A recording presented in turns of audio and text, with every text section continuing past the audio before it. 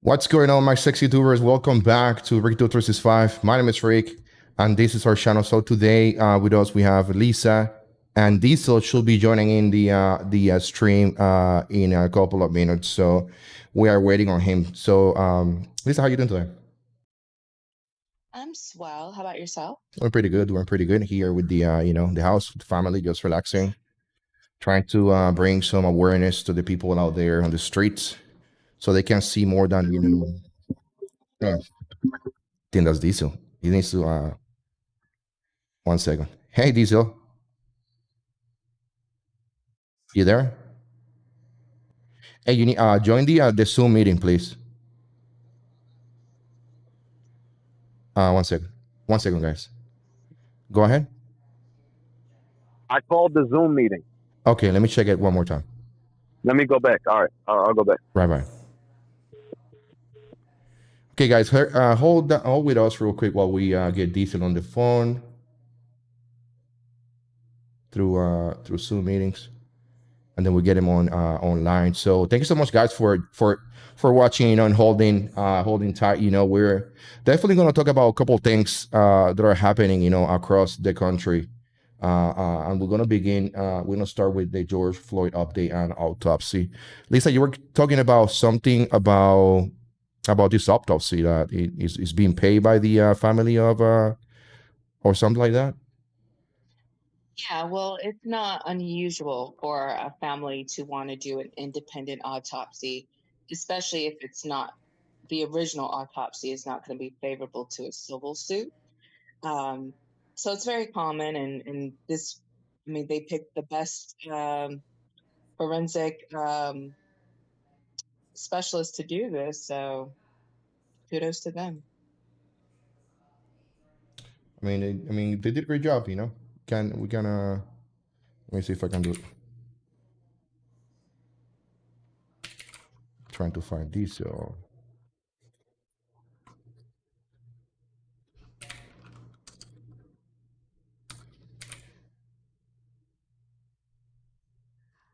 I don't have him right here. So yeah, that's the number. Yeah, we're good. So yeah, I mean, if I was in their shoes, I would be doing the same thing. Just trying to audio. Team, can you hear us? Let us know, please, on the comments. We're waiting for one more individual to get here so we can go ahead and then start the stream.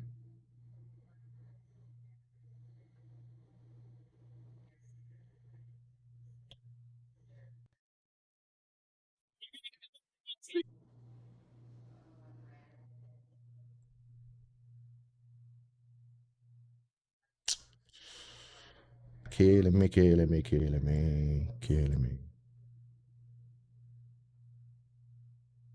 Right here.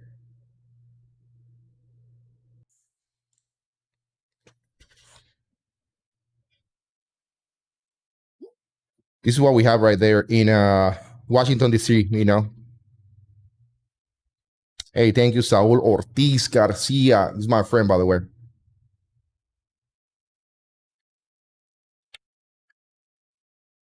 We got this right here, and we got this. I'm waiting for Diesel.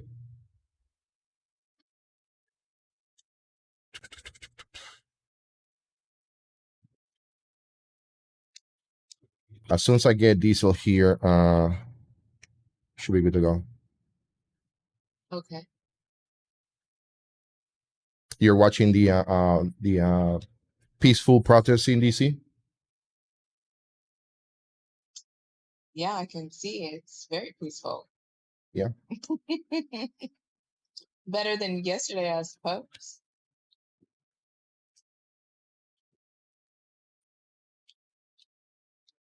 There you go. I don't think he's calling. Oh, Diesel card.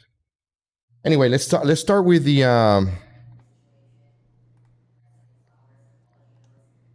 let's start with the autopsy. You know. All right. So I got the lowdown on the guy who did the autopsy. Can you talk to us about it? That's Michael Baden, and he has been an expert witness in the O.J. Simpson trial. Phil Spector,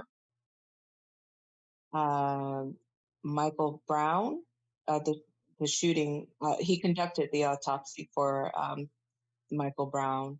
Okay. And also New England Patriots football player Aaron Hernandez. Wow. I don't have no more. Wow. But here's the thing, though. It's like he testified in favor of Phil Spector, but Phil Spector totally did it. Oh, I don't know. Okay. I guess you get what you pay for. You know what I'm saying? So you know every how you call it, every, and you know you are in this field, every expert opinion and every expert how can we call it, it's like when you go to court, you know, you're it's not being a witness, but it's being a I mean, putting your name behind this autopsy, you know, will be something big. One second. Tell you this. Go ahead. I mean, in watching the video, obviously I have concerns about the original autopsy, but the second autopsy that's paid for by the family is so night and day. And I was watching an interview with Michael Baden when he said that the autopsy didn't show like any pressure, but you could see that there was pressure on the video.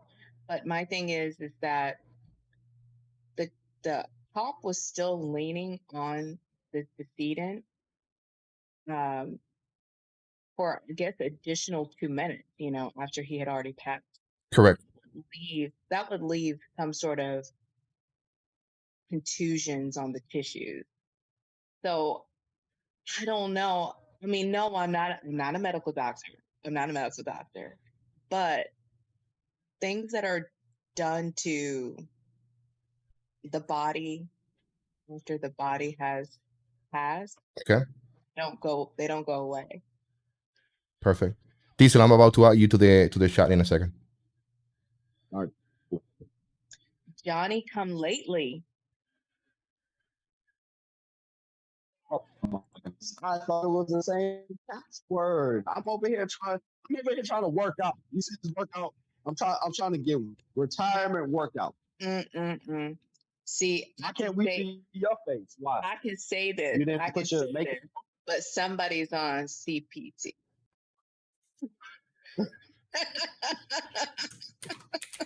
They didn't put your makeup on. What happened? Why can't we see your face today? Your hoodie's too tight.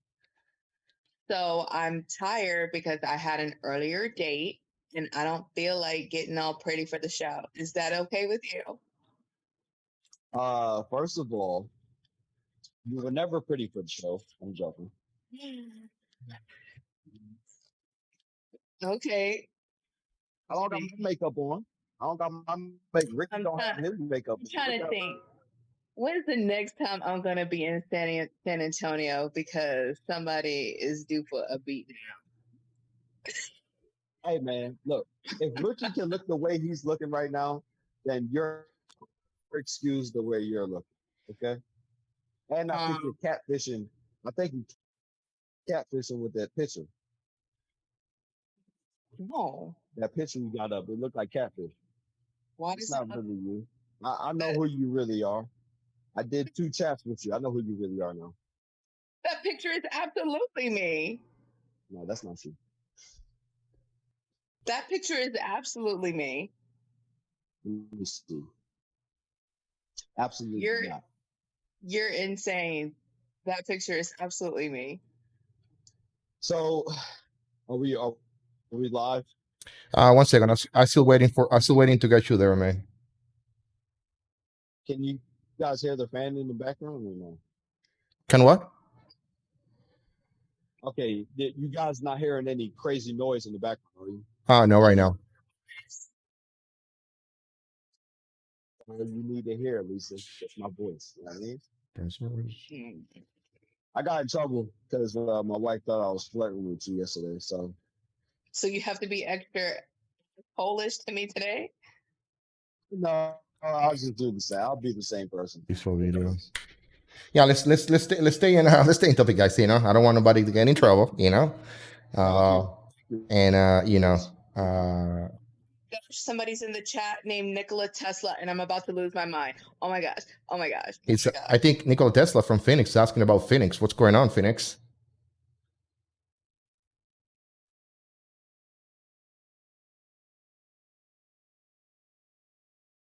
For some reason, I cannot get this damn thing. So take your time. Yeah, you know. Yeah, That you have the best name ever. Nikola Tesla is like one of my favorite people to read it. You know, he's the only real life human being with a superhuman origin story. You talking about Tesla? Yes, Nikola The Tesla. man who got his stuff stolen? Nikola Tesla, his birth is like something you would find in a Marvel comic.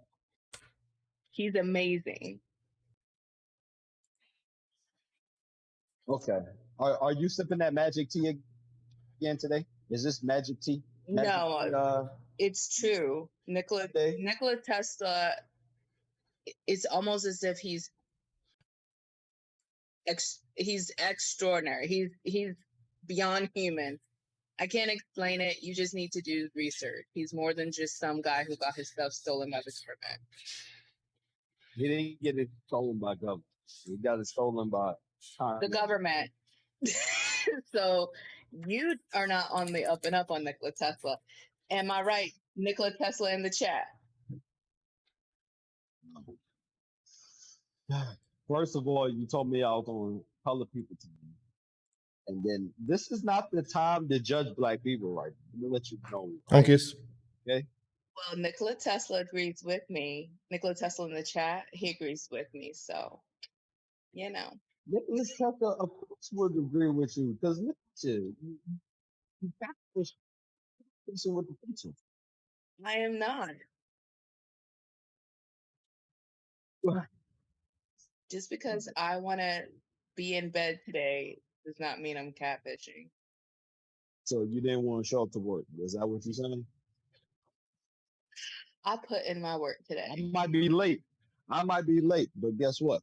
I showed up. Anyways, Nikola Tesla, that's very cool that that's your name. I just wanted to say that. That's pretty good. Yeah, that's very genuine. Yeah. Diesel, I'm still working on your on getting you on the stream. Okay. You guys want me to call back or something? No, stay right there, man. Please don't go. We struggle enough to get you here. Wow, another shot at you. From friends? I love you, bro. Oh my God. Shit. Steve Buscemi, are you really Steve Buscemi? I'm just curious. I do want to make an announcement. Ricky, we are currently I'll make the announcement off you. Okay. It's a good announcement. I'm feeling something. I think I know where you're coming from. That's okay. Hold it, bro. Hold it. Let me get you on. Let me get you on video. Mm-hmm. Well, no, you think employment. What's what you? You say what? It's not employment. Ah, fuck. Yeah, whatever. I don't know what. Yeah. Yeah, I know. I know you were thinking that. I know you were thinking that. Yeah. Let me change this here. Boom. I put this meeting right here. So if you guys see the protests in DC, the video that we have behind us, you know, I think we're getting better. I saw the president today doing a couple of things. I saw the president giving a address, and then he went to the church, San Agustin. I think that was the church that he went, right across the street from the White House, to pay respect. You know. Yeah, you mean after the peaceful protesters burned down the nursery of the church, you mean? That is correct.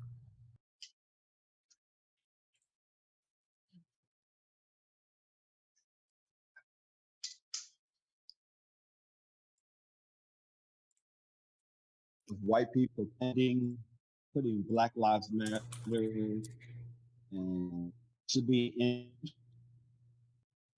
in like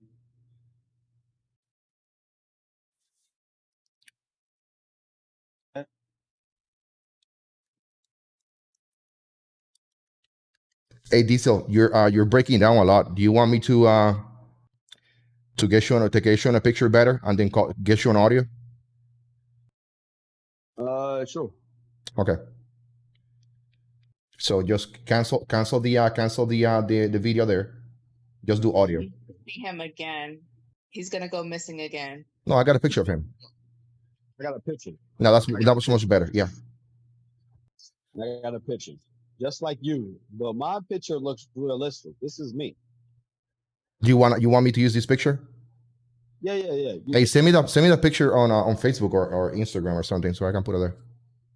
Oh no, I think This dude Lisa. Sure. Yeah. These pictures are all me. Lisa, you're alone. I got the picture, bro. I got the picture. You got it. Save as. Yeah, I got you. Downloads, capture. Yes, we're going through. No worries, bro. I got you. We're gonna start the Give me long hair like Lisa too, because apparently we all. I don't think I can give you a long hair. You can't do that. No. Hey people, as you guys are coming into the chat room, make sure that you subscribe to the channel, okay? Because YouTube is censoring the channel crazy. And please share with people all over the country, okay? All over your social media, whatever you can, so we can get to 500 viewers today. That's the goal for today.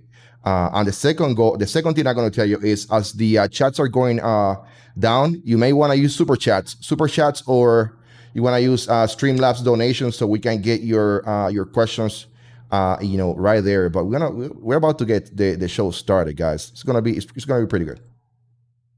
Let's get an introduction. Starting at whatever position she wants to be at. Standing at a powerful 5 feet, no inches. I'm 5'2", bro. Lisa Escobedo, aka Buddy, aka we don't really know who she is. Next. Who I am. Starting at point guard. He is the man of the hour. They call him Ricky Dickey.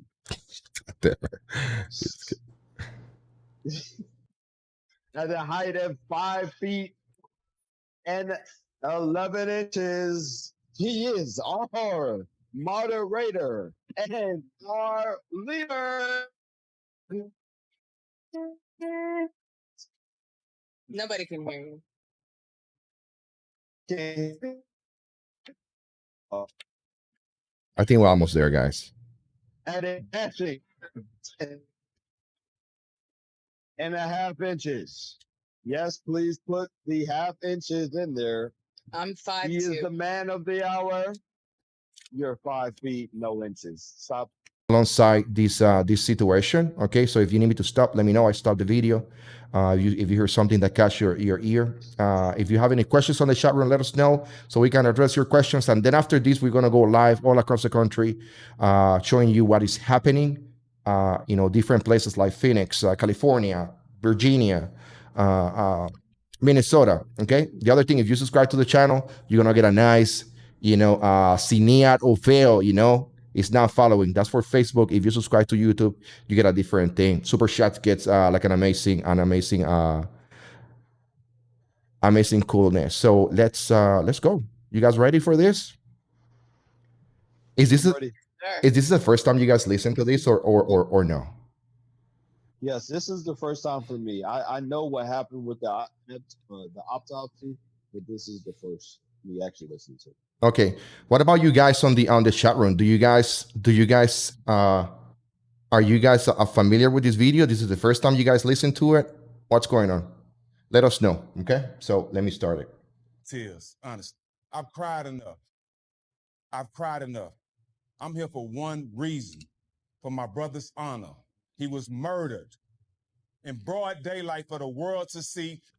We, as black men, we've seen a lot of stuff as far as murders and people being taken from us, right? True. But now, not only it's been seen by us and our brothers, but it's been seen by our children now.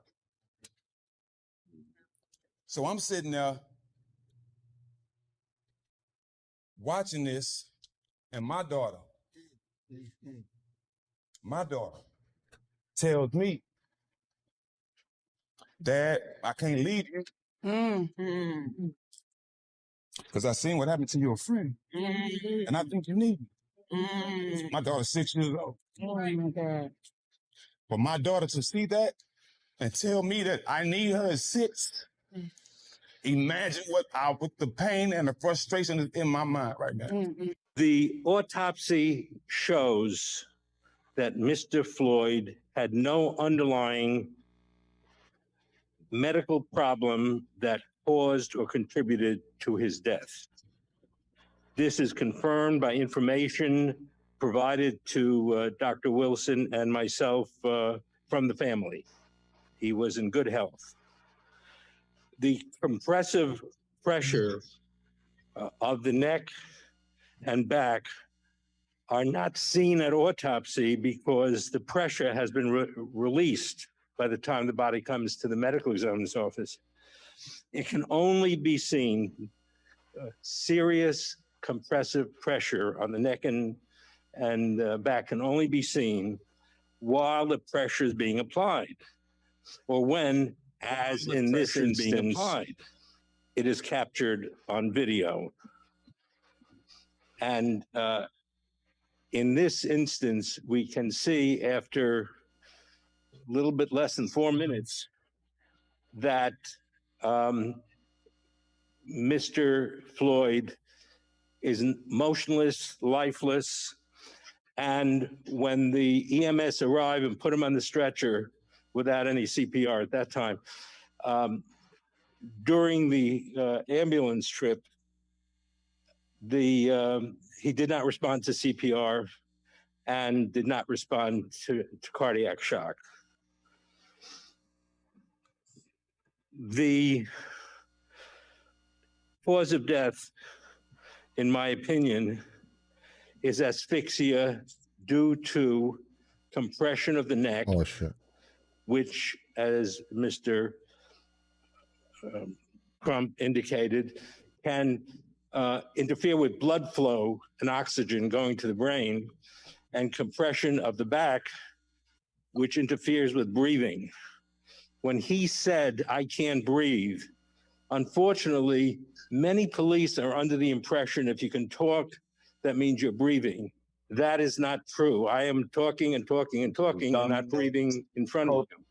So the concept that a person says, "I can't breathe," like Mr. Garner, like in this instance, means you should take it seriously. Stephen A. Smith joins us now live. And Stephen A. Okay, I got enough as ESPN sports to listen to Stephen A. You know, he's a great a guy, but I mean, I just don't. Yeah, I'm gonna put this guy out. So 4 minutes, man. After 4 minutes, you know, they decide the doctor is saying that he was dead. We can clearly see the video, and I want to point this out. I saw the video a couple times because when he mentioned that, I was like 4 minutes. I look at the original video, and the original video shows him struggling for his life between the 5 minute to 8 minute mark. Okay, as I was watching it, but the doctor is saying that after the 4 minute mark, he was pretty much dead. What do you guys think about that?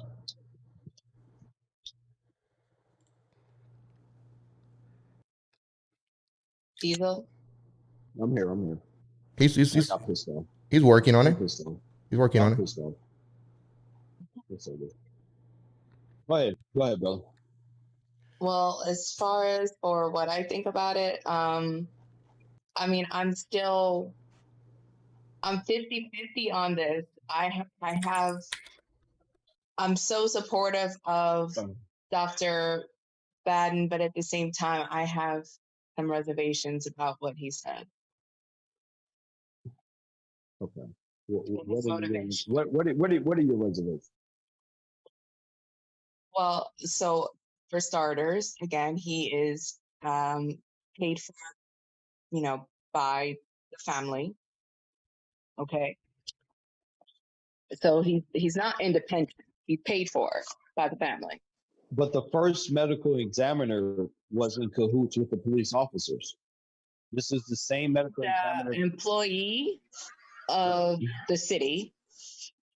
Okay, but then he knows the police officer. How do you know who he knows? Do you even know the medical examiner's name? So you don't know who he knows. So you're telling me, all right, using your knowledge Mm-hmm. that police officers in the state of Minnesota wouldn't know the coroners, the medical examiners, especially after how long this guy has been in the service. I mean, hell, I know people in the military that are different MOSs that have been across the country, and I'm talking about across the country, mind you, across the world. I know them because it's a small damn world. And you're telling me in a micro center of Minnesota that they're not going to know each other, especially employees of the same profession? Yeah. So let me explain that to you. They are not in the same department. Indianapolis is a big city, so they have a lot of employees. I guarantee they have more than one medical examiner. And number two, what kind of officer was he? Was he a street cop? Because if he's not even a detective, he has very little interaction with the medical examiner. So I grew up knowing people of people. I grew up knowing it's not what you know, it's who you know. And this I've grown up knowing it's not what you know, it's who you know. And this I've grown up knowing it's not what you know, it's who you know. And so I got you the medical examiner is not the same, right? It could be different medical examiner, correct? Knowing the medical examiner does not help his career in any form or fashion. So you're telling me that, because I've been an investigator, what you said your profession is, a prosecutor or an investigator. Okay, so I'm an investigator too. I will go on the scene and I will meet people just on happenstance. I will meet a coroner, a coroner. I will meet a police officer, a regular patrolman. They don't need to meet me because I have separate jobs. I'm a separate entity. I have nothing to do with the coroner. I have nothing to do with the guy who's holding the tape. I don't know, 20 meters away. I don't have nothing to do with it, but I might meet them. In Minnesota, you would be surprised on who they know. He might not know them. Did you know that the Asian cop, his wife, the Asian cop's sister, is Yes, the I white did. cop who's been arrested? Okay, look how small that is. Yeah, we talked about that yesterday. Let me ask you this. So the guy that you met on the scene that is putting up the crime scene tape, would he fudge reports for you? You know each other that well? I mean, do you know his name? He would fudge So reports just to because, protect his so career. just I'll tell you that. because people run into each other doesn't mean they know them. Like, Okay, I'm not saying, okay, so the medical, right? He has to have gotten pressure just like everyone. If you're telling me that the only honest system right now, the only honest person in the whole Minnesota is the medical examiner. that's not what I said. That is not what I said at all. I didn't say any of that. You're adding a whole lot of stuff. I just said I had reservations about the paid for hire medical examiners, about the paid for hire medical examiners, about Hold on. If you have My bad. Go ahead.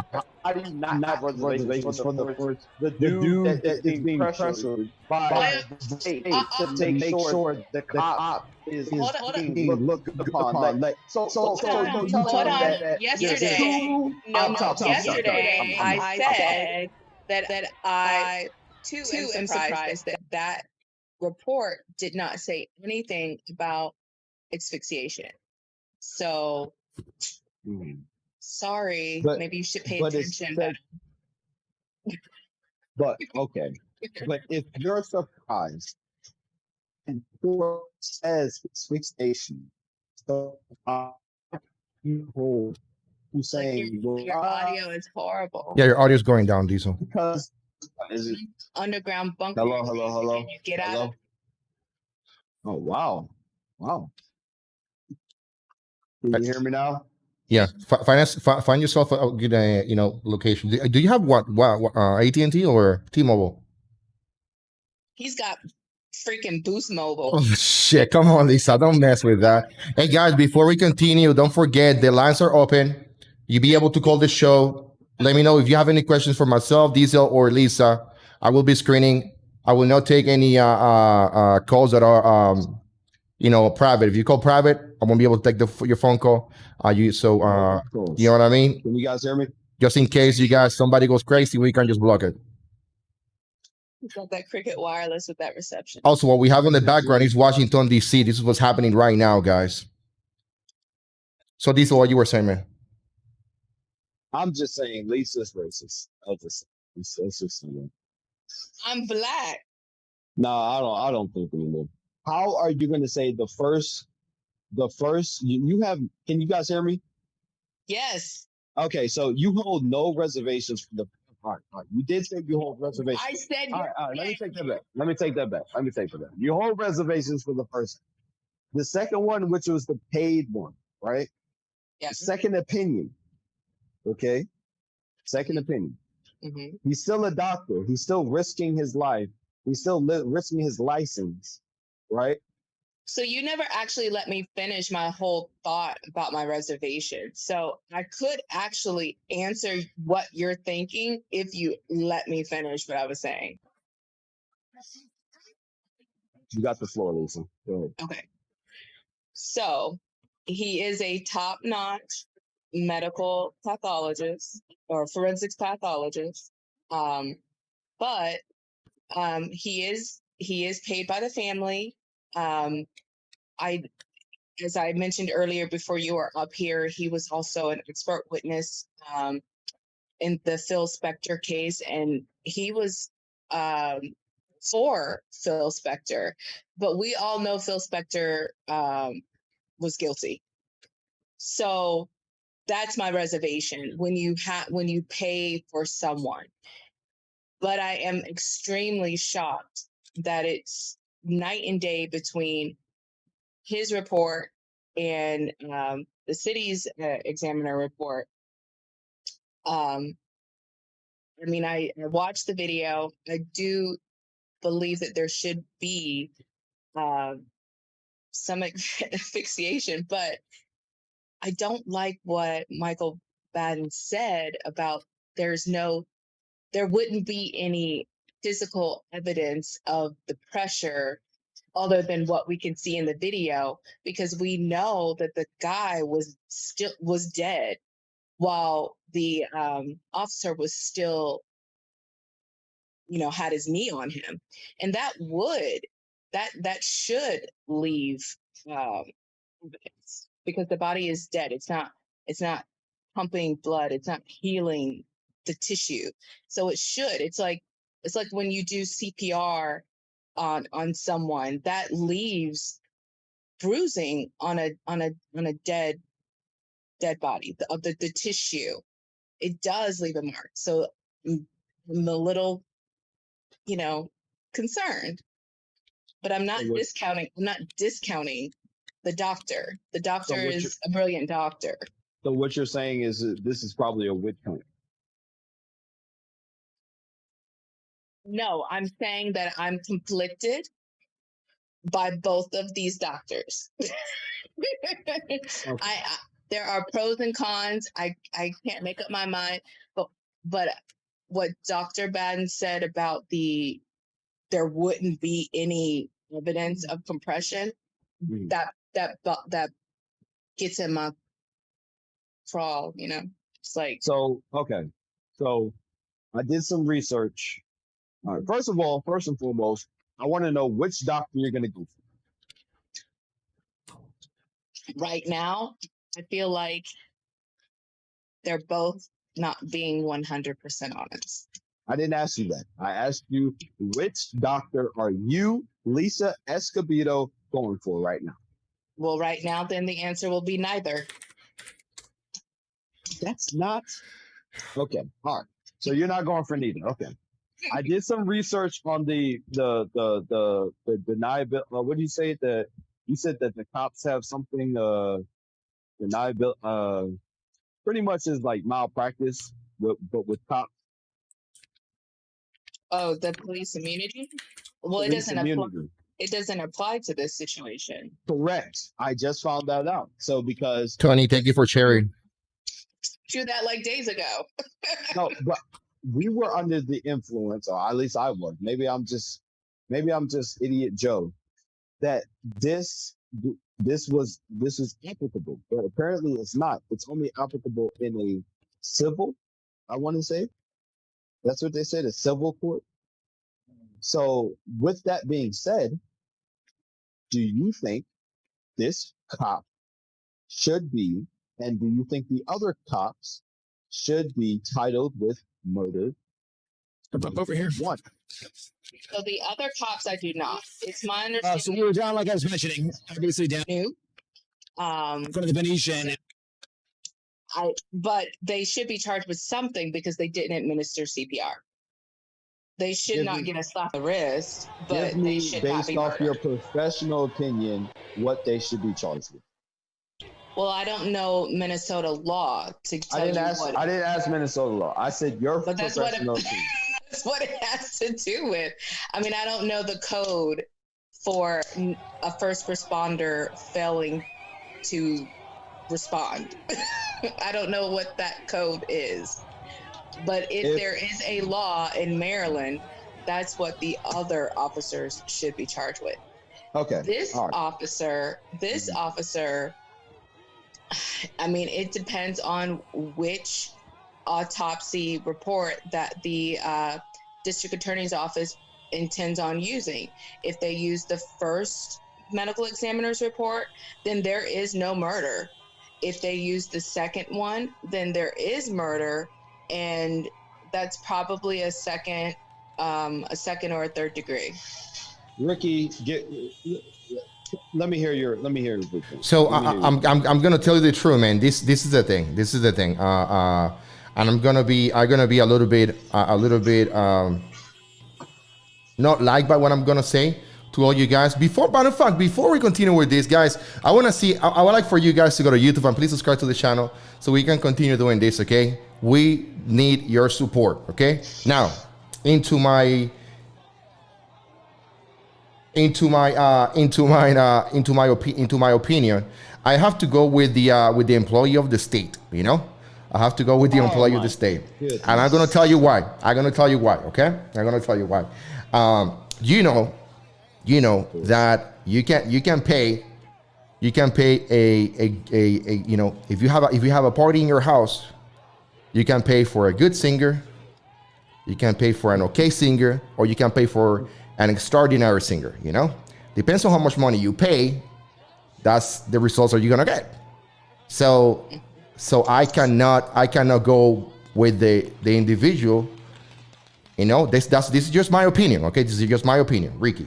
I cannot get with the guy who got paid probably 15 or 20 times more than what the state technician got paid. You know, that's to begin with. Okay, but it doesn't mean that that's gonna be the person who's gonna be heard by the judge and the jury. You know, I think that the judge and the jury are gonna listen to both of them, and then I'm gonna tell you a little bit more because we only have 2 autopsies until right now. I think we're gonna have a third one. I really think that we will have a third autopsy. Okay, so I know there's a lot of people on the chat room that want to listen to you. I see Heavy Water. What's this, Diesel? Hello, all new joining bow.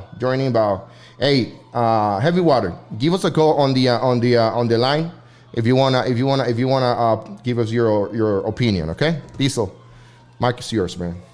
Look, man, you guys are full of shit. Okay, this is absolute crap. So you're telling me that the state worker wasn't pressured or bribed to make sure these cops didn't walk? I'm telling you right now, this stinks of collusion. This definitely stinks of collusion. I don't care what you guys are saying, but it stinks of collusion. Okay. Oh my gosh.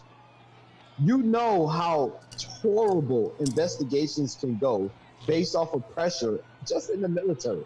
They'll say, you know what? I need this to get out here, and you know, I don't want this to look bad because it's going to make the state look bad. So if he goes ahead, I remember if he goes ahead and says, you know what, those cops are all guilty, although he did his job, right? He's going to be ostracized, especially if they like those cops, especially if it was a conspiracy type thing going on. There's 4 cops. You're telling me out of all 4 of those cops, none of them liked this guy or knew this guy? I mean, shit, we already correlated the Asian cop. His sister was the wife of the white cop. Go figure. This is a connection. They obviously knew each other. They were probably all rolling together. Okay. Not the mayor, but whoever was like, hey man, whatever.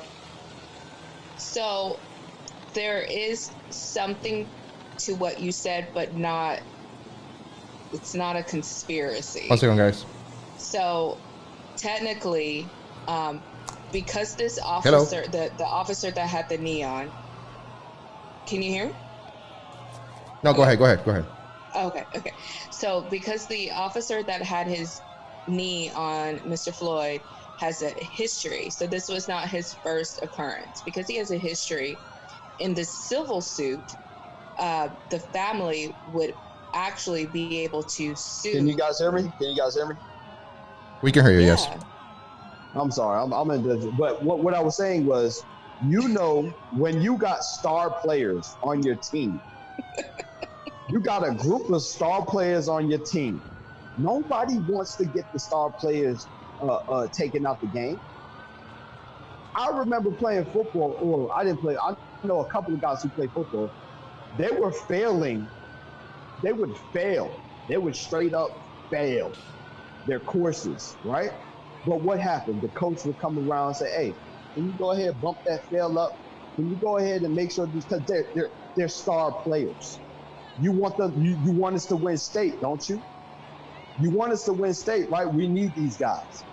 So you're telling me that the state employee didn't have the pressure to be like, nah, this guy died of natural causes because he was black. So But we all saw them put their knee on the neck, but he admitted that. He didn't say, you know what? The cop put the knee on the neck. That's possibly why he could have died.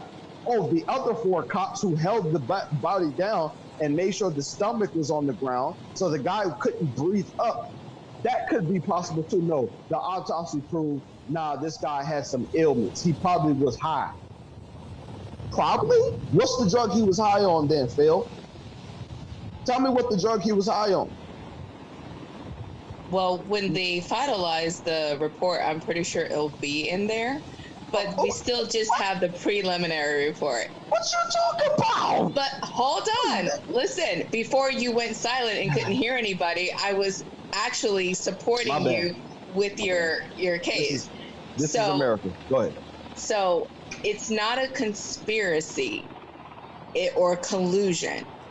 What happens in the civil court is because the officer that was doing the kneeing has a history. He has a known history. Then the family would actually be able to sue not only that officer, but the city as well, because the city is aware that this guy has a history. Yeah, 1 second, guys. Hey, heavy water. I saw that. I just fixed that. Please go ahead. Call back again. Lisa, are you agreeing with me? I'm just letting you know that it's not a conspiracy. That So you're not city, agreeing with me.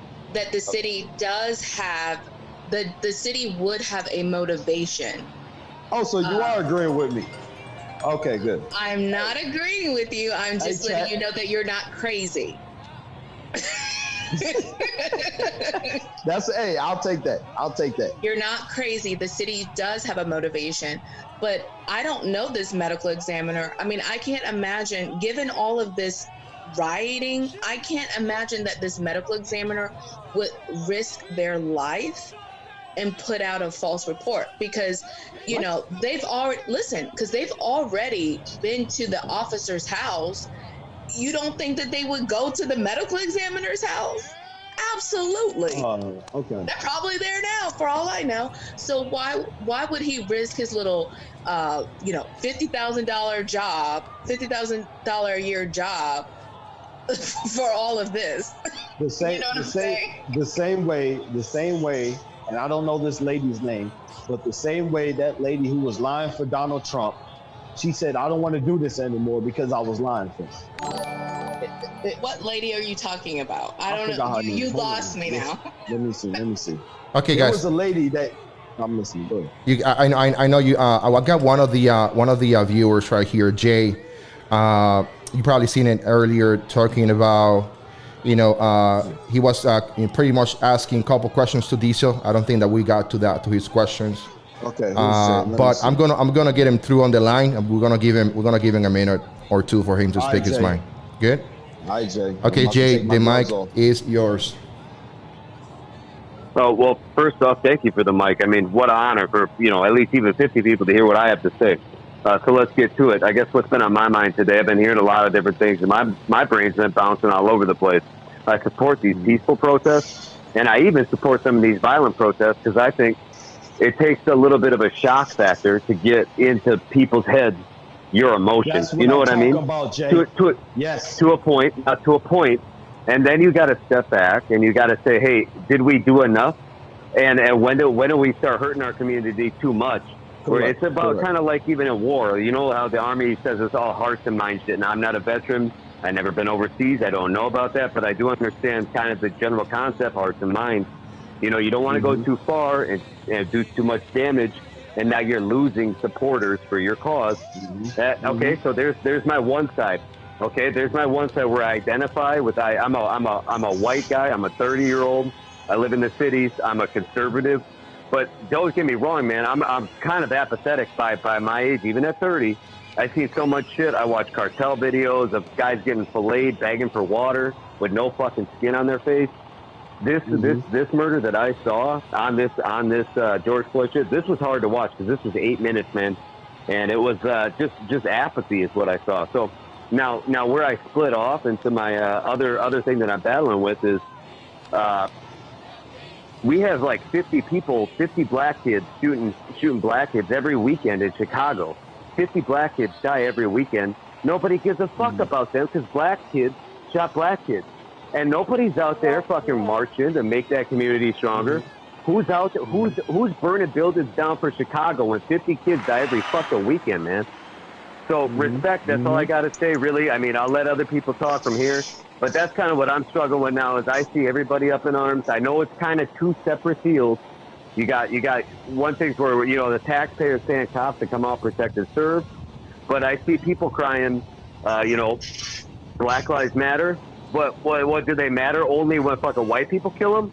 Or do they matter all the time? About. Because as a white man, I need... That's it then. I guess I'll pass the mic off for now. You guys want to hear back from me some other night, some other time. You want to keep talking, all good. But that's a fightful for me, man. I'm wrestling with this. That's a lot of thought for me. So, you know, just a lot on my mind and a lot on everybody's mind. So I'll pass it to somebody else for a minute. But let me ask you a question. Hold on. Don't go nowhere. Don't go nowhere yet. Jay, I think you're gonna be here for about more time, man. So you can stay if you like to, man. Okay, no pressure. And I got my phone in my pocket when I'm on my cell phone here. Just so anybody knows, I can't see any chat questions. I got my cell phone in my pocket. I can't see shit. So yeah, I'm only talking to the people that are talking to me in my headphones right now on the phone. Hey, tell me, what school did you go to? A public school? I went. I'm not gonna dox myself, brother. But I went to a high school. I went to a little bit of college. I'm a dropout. Now I'm in the trades. I love the trades. I recommend the trades to everybody. The trades are fantastic. Yeah. You're a young man. You're a young woman. Go be an electrician. Fuck college. Go be a fucking plumber, dude. Go get that money right off the bat, man. Go get it. I believe that. Go be in IT. Just like it. I'm asking, what did you go to, like a public school while you were in high school, or you just I went to public school. I went to public school in a mostly white neighborhood in a mostly white state. Well, you all know. I'll tell you, I'm from Minnesota. Minnesota's mostly white. The inner city, there's a little bit of black, but not like black like you see down south. Most black people live down south. If you look at like a population map, most black people are down on the East Coast, down south. Up north, Minneapolis, we got a little bit of a bubble of a lot of black people. So, you know, I work in the city, man. I stay up in the city. I go to black bars. I'm up in it, man. I don't got any problems. But so, you know, but I ain't in Baltimore, man. I'm Minneapolis ain't Baltimore, though. You know, there's not a lot of diversity up here. So my point of view is going to be different from a lot of others depending on where geographically they're located. So I know that. I know I'm ignorant in a lot of that way, where there's not a lot of diversity in Minnesota. A little bit, but not a lot. So you're talking to somebody who's outside the loop. You know, I'm kind of outside. I'm in Minneapolis. I work there, but I'm not really in the loop like a lot of you guys might be. Well, wait a minute. So you're from Minnesota. This happened in Minnesota, right? Correct. Well, yeah. But okay, but you're hearing the voices. The question I want to ask is, am I crazy? Because Lisa thinks I'm crazy, but is it pretty much a small area? People know each other there. No, it ain't small at all. No, nobody knows anybody. No, it ain't small at all, man. We're St. Paul. Thanks. St. Paul, Minneapolis, each have 300,000 people in it, okay? That's 600,000 people. You tell me what's small. I guess I don't think it's small. You tell me what's small. St. Paul, Minneapolis, 300,000 people. I grew up in New York. That's 600,000 people. And now listen, the metro area, Twin Cities, you got St. Paul, Minneapolis, and around that, call probably about a dozen different other cities. And all them cities have about 20 to probably 60,000 people apiece. You're talking about an area, probably, I don't know how big LA is, but you're probably talking about 1 million people in a small area. Or what do you call small? We're talking, I don't even know how many miles. Probably, 10 miles. I don't know, man. I don't know how big it is. You look at the map yourself, but it's about 1 million people in a little spot. if you put 1 million people in a small spot, don't you think they're gonna eventually bump into each other? Oh yeah, we What? bump into each other. That's what I'm saying. So y'all gonna bump into each other. Y'all eventually gonna know somebody who knows somebody who knows something. Oh, Yeah. MG. Well, keep this in That mind. doesn't There's a mean lot of the people in my medical state that examiner don't bump in. knows that officer. Look, I think it was murder. He thinks it's murder. Get on the bandwagon, Lisa. It's murder. I didn't say So- it wasn't murder. You're putting words in my mouth. I never said that it wasn't murder. So I came into this late. What are you two talking about? Because I just hopped in here, and all I said is all I know. Like literally, I hopped in, I called. Right. I'm concerned about the Diesel in it, Ricardo. discrepancies of the two autopsies, and he's taking it as if I'm saying there was no murder, and I never said that. What So do you Lee think and about the Devil's two? advocate. What do you think about the two different autopsies? How there were day and night? Tell Thank me you, TJ. your opinion. I don't know if I don't know if I really care to see the autopsy, man. I saw the video, so I saw what happened on the video. Thank you. I don't know if I Thank really you. care to see the autopsy. Thank you. And what did you see on the video? I saw an apathetic 19-year-old vet of the police force. You gotta understand, these cops get spit on, they get shit on. When he was a year one rookie, he might have had a heart, but 19 years down the line, he's worn out. So I even feel apathy for the cop. I'm sorry, empathy for the cop a little bit. I mean, 19 years of trying to, I'm sure he's done some good things too. And his good things aren't on camera, and his good things that he did, they're not going viral. But, he was at the end of his rope, and I feel bad for everybody here. I mean, obviously, we know who's the clear victim, but I'm just saying, these guys have a tough job. No. I understand. I understand exactly what you're saying. I understand it. And I feel the same way, because that's complacency. He got complacent. Not everyone says thank you to their waitress, to the chef that's preparing their food. They just think, hey, that's what you're supposed to be doing. But these guys are servants. They're servants to the civilians. They're servants to us. And they're not really met with, especially cops. Nobody meets cops with open arms and saying, hey, thank you. So I got it. Now, but regardless to what, it was murder. Diesel, if a picture of you is really a picture of you, then you're black, right? I'm white. Now, here's one thing here's one thing I've been thinking about. I've been thinking that when you fight on principle, if you spar, if you do MMA, if you fight somebody over a girl in a bar, you're fighting over bullshit, okay?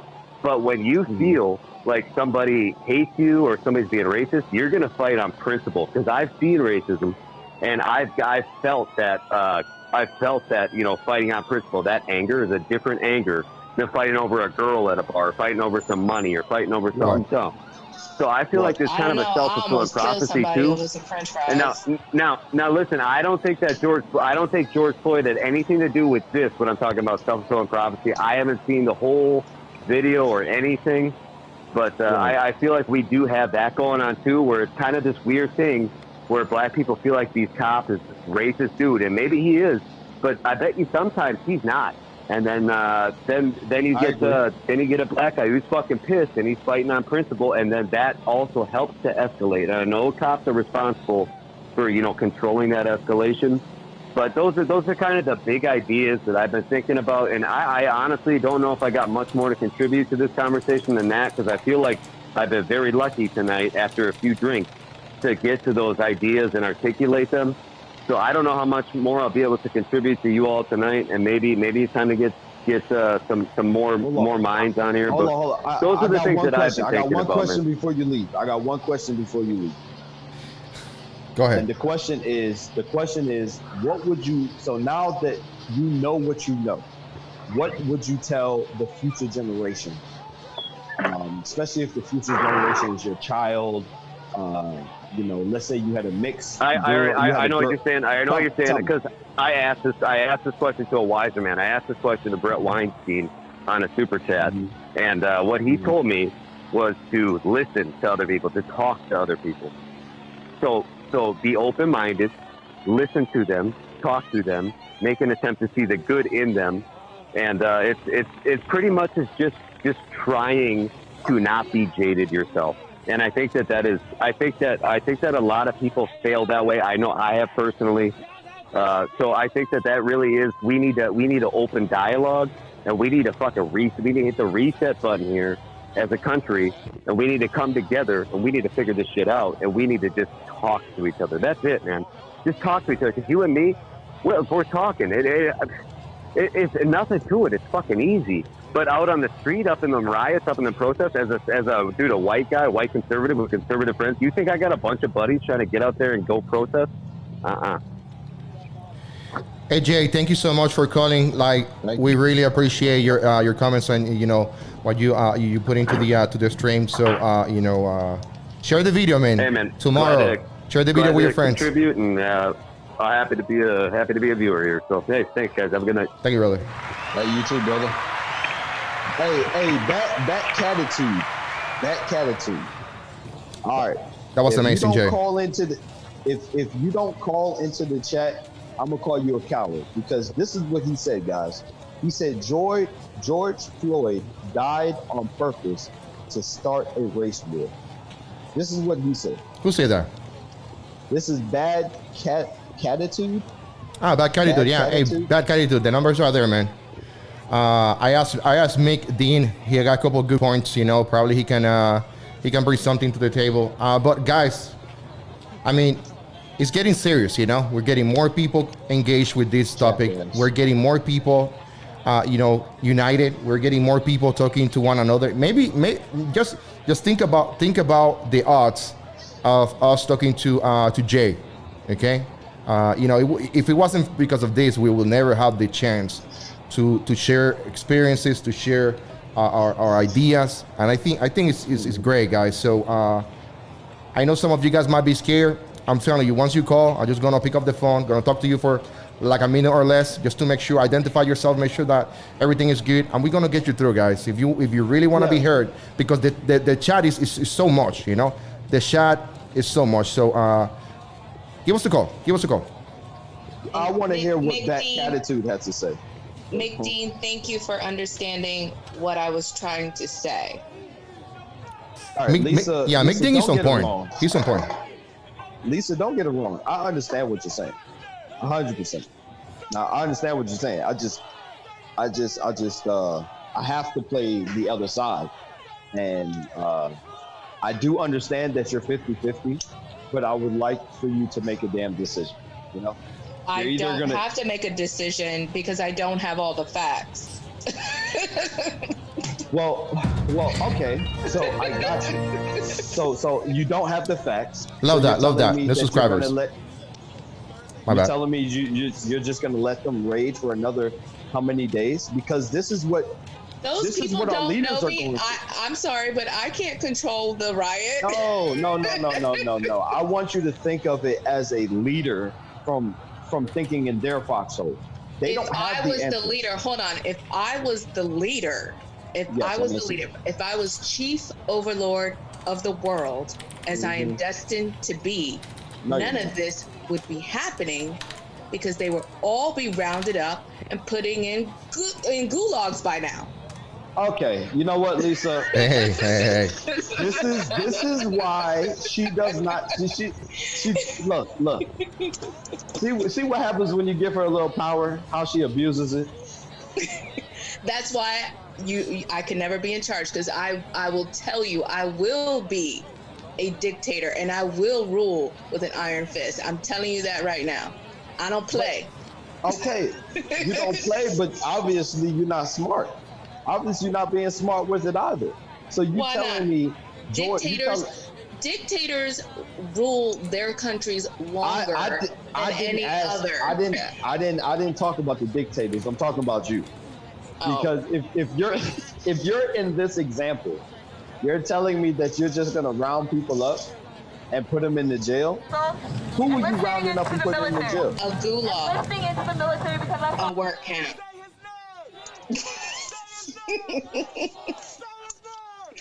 Everybody. Everybody? Picture, Like who?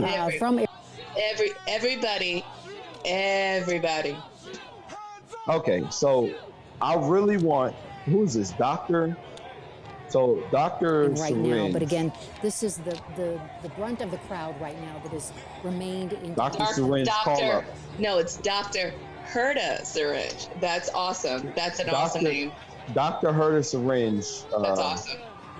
I love it. So guys, I gotta ask a couple questions to you guys, and I gotta say this, man. What we gonna say, because we're still talking about what we're saying to our younger generations, like you mentioned to Jay. What we're gonna tell them about this that happened?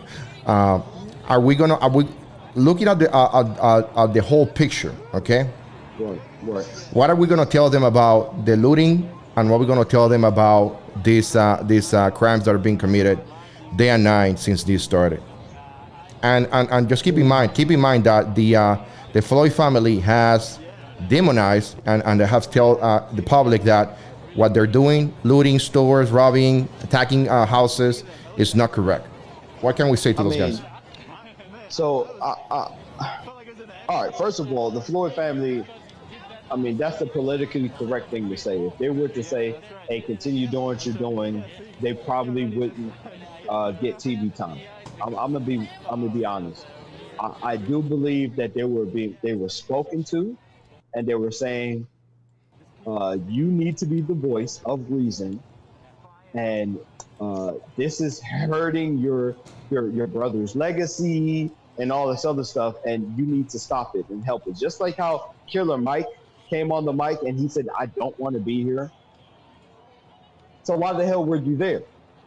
He didn't want to be there, but he got pressured to be there because he knew down deep inside that people were getting hurt, and it was hurting. It would eventually hurt the economy in the long run, right? But I say, F the economy. If this is going to continue happening, you're putting the economy over black people who just keep getting murdered on a regular basis, and no one's doing anything about it. So something has to give. If I have to, which is Lisa saying, if I have to bring, or this is the end of an era of the United States, then guess what? It was built on the backs of slaves. So was everywhere else. Okay, but we know this nation was built on the back of slaves, where this nation didn't want to really notice that. Really notice that. 82nd Airborne is headed to DC. What? They didn't want to notice that. Okay? They did not want to notice that. I remember there was something called the Willie Lynch. The Willie Lynch that America wrote. This is not America wrote a policy on how to breed a black person. Now let me say that again. How to breed them. We were being bred like cattle. Was that the government? Yes. This is, you look it up. It's called the Willie Lynch. You look it up. It's called the Willie Lynch. It was passed by the American government. Mm-hmm. Okay?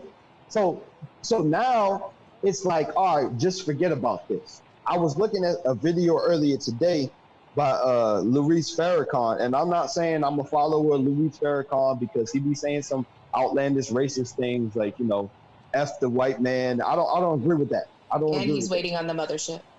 I don't agree with that, but he does have little nuggets of knowledge. So you got the Jewish people that went through Holocaust. I came from Germany, and they act like the Holocaust never happened. If you put a swastika up, or if you try to even talk about the Holocaust, they're trying to erase it from history books because they know how egregious that action was. America is trying to do the same thing. But guess what? Black people are still here. Wait a minute. We're hold on. Okay? Hold on. I'm listening. You're saying that America is trying to erase history, like as in Americans trying to what? the government is trying to erase it, because it's a lot of Black activists that wants to get rid of like Confederate monuments, anything related to the Confederacy, anything to remind you of the Civil War. So who's really trying to erase slavery? So you're talking about the Civil War. We're talking about the actual slavery thing. If you do your research, it is the biggest reminder of slavery, right? Civil War was the ending, supposedly, of slavery. The biggest reminder of slavery would be the boats that the Black people were transporting. Those aren't regularly available as yes, a monument. They are. If you go to Washington D.C., they made a monument. They made a monument. Okay, so they made a monument of a boat, where there are an abundance of statues and museums, artifacts, houses, buildings related to the Confederacy. But you are satisfied with you want people to remember slavery, never forget, but we're going to reduce it down to a boat, one boat. One second, guys. Let's continue. Hold your thoughts right there, okay? We have Jay on the line right now, and up, he's going to have about 1 minute. Thank you, Jay, for calling. Welcome to the show. All right, guys. Thank you. What you got, Jay? Mike is yours. Okay, so from what I'm hearing, is someone saying that the Confederacy is racist? Did I get that right? No, I didn't say that. Me neither. Okay, I must have been hearing things. I'm a Southerner, so I have a different perspective. Even though I am Black, but I still have a different perspective. Jay, lower the TV, please. She said Black people are trying to get rid of statues that remind of the Confederacy. That is true. Yes, that is true. That's what she's saying. And if you're trying to say that she's trying to say the Confederacy is racist. That's pretty much what she's trying to say. That is not. Hold on. Jay, we have lots of background on the back. Are trying to get 1 second, stay there. I turned it off. Statues down. How does that equate to me saying that it's racist? If they're trying to get rid of something, they're doing it for a reason. So why would they be getting rid of Confederate stuff if you're trying to say that Black people? But that doesn't mean that racist. I'm trying to say. Hold on. That doesn't mean I'm trying to say it's racist. So what was your reasoning? My reason was trying to prove you wrong. Your point was that America is trying to hide and get rid of slavery, and nobody wants to remember it, and revisionist history. I was trying to prove a point to you, bro. But they are trying to get rid of slavery, because who is trying to get rid of it? Because I repeat, it is Black people that are trying to tear down all the reminders of slavery. So again, I repeat, who is trying to forget about slavery? Okay, let me go ahead. Hey, one second, guys. 1 second, real quick. Jay, do you have another question before? Because I got more people on the line. Yeah, sorry. No, I was going to talk about what happened to Floyd. I think all the officers involved should be charged with murder, because they're just trying to cover it up and protect each other. Right. And I don't think that the rioting, ripping up all these people's stores of these small businesses, is helping his memory whatsoever. Yeah, I agree too. All right, thank you, Jay. Appreciate your time, brother. Okay. Hey, thank you for your participation, man. Thank you. Have a good one, man. Hey, and I think Jay is right, and I think they're actually being, because nothing has to do with Floyd's murder. If you're gonna go get some Jordans, you're getting some Jordans, or you're gonna get some Jumpmans, or whatever. How is that in remembrance of Floyd? That don't make no damn sense. That makes no sense. You going into the Dolce & Gabbana store for what? What? Now, if you over there and you sitting in front of the White House and and you're peaceful, you're doing your peaceful protest, and if you're impeding, I don't know, I'm okay if you're if you're in the middle of the street and you're slowing up traffic to a point where, you know, these dudes can't go to work. Okay, cool. You know what I'm saying? I'm okay with that. You know, you sitting in the middle of the road, you're linked together. You know what I'm saying? In a chain. What was that thing when they sat in front of the tank? It's called the damn. Start with a T. I'm okay with kind of stuff like that. The turret? But if you I start with a T. I think it was in Asia. Was it Asia? Okay. No, it's start with a T. Something. Hold on, let me look it up. I'm okay with that. But you looting stores for your own profit, because you know all these people who are still. There you go. It's right there. The Tenement Square. There you go. You going in there? I've seen people coming out with boxes of Nikes. What do you think they're gonna do with that? Most of those Nikes probably not their size, right? They're gonna go back and try to resell it to make a profit. They don't give a damn about damn Floyd. They don't care about this thing. They just trying to get money. Bastards. Oh, I'm sorry. Okay, Diesel, take a break. Take a break, please. Okay, Lisa, let's address some of the questions on the chat. You know, I see that, Philip, now the younger generation youth watching what's going on today. Don't know what that means. And then Mick, guess I watched the stream last night. They vandalized, but couldn't bring it down with pickups and rope. I mean, I seen a lot of people vandalizing today. You know, while I was at work, I have my Facebook page open on the live streams, and it was kind of hard to find those channels. But I got to tell you that I was reading this article on the news, and they were saying that 95% of these riots are happening in poor, and listen to it, poor neighborhoods. Okay, so the one or two videos that you see in California in Rodeo Drive, you know, that's very small compared to the other 95% of the events that are happening in poor neighborhoods, who these young individuals are destroying those neighborhoods. And guess what Target just say? We're pulling out. We're not coming back to your neighborhood. There's not going to be any rush to bring the stores back. What Addison just say? We're pulling back out, you know? So it's easier for them, and they're giving them a way out to pull from these neighborhoods, okay? Instead of losing millions of dollars every year, because that's what they do in those neighborhoods, losing millions, they get to now claim insurances on all these things that are happening.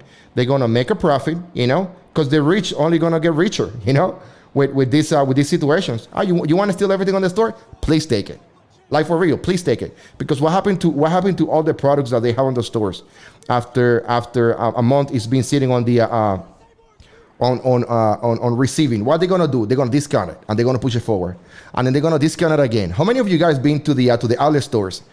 That's what you get, you know, from these big stores. You know, you go to the outlet store, you pay for $100 tennis shoes, you pay $25. You know what's happening? Target's losing money, Foot Locker's losing money, Coach is losing money. But right now they got a chance to like claim all the profits, get a amazing tax write-off this 2021, and they pulling for your neighborhood, because, you know, they pulling for the poor neighborhoods, which either way they were losing money.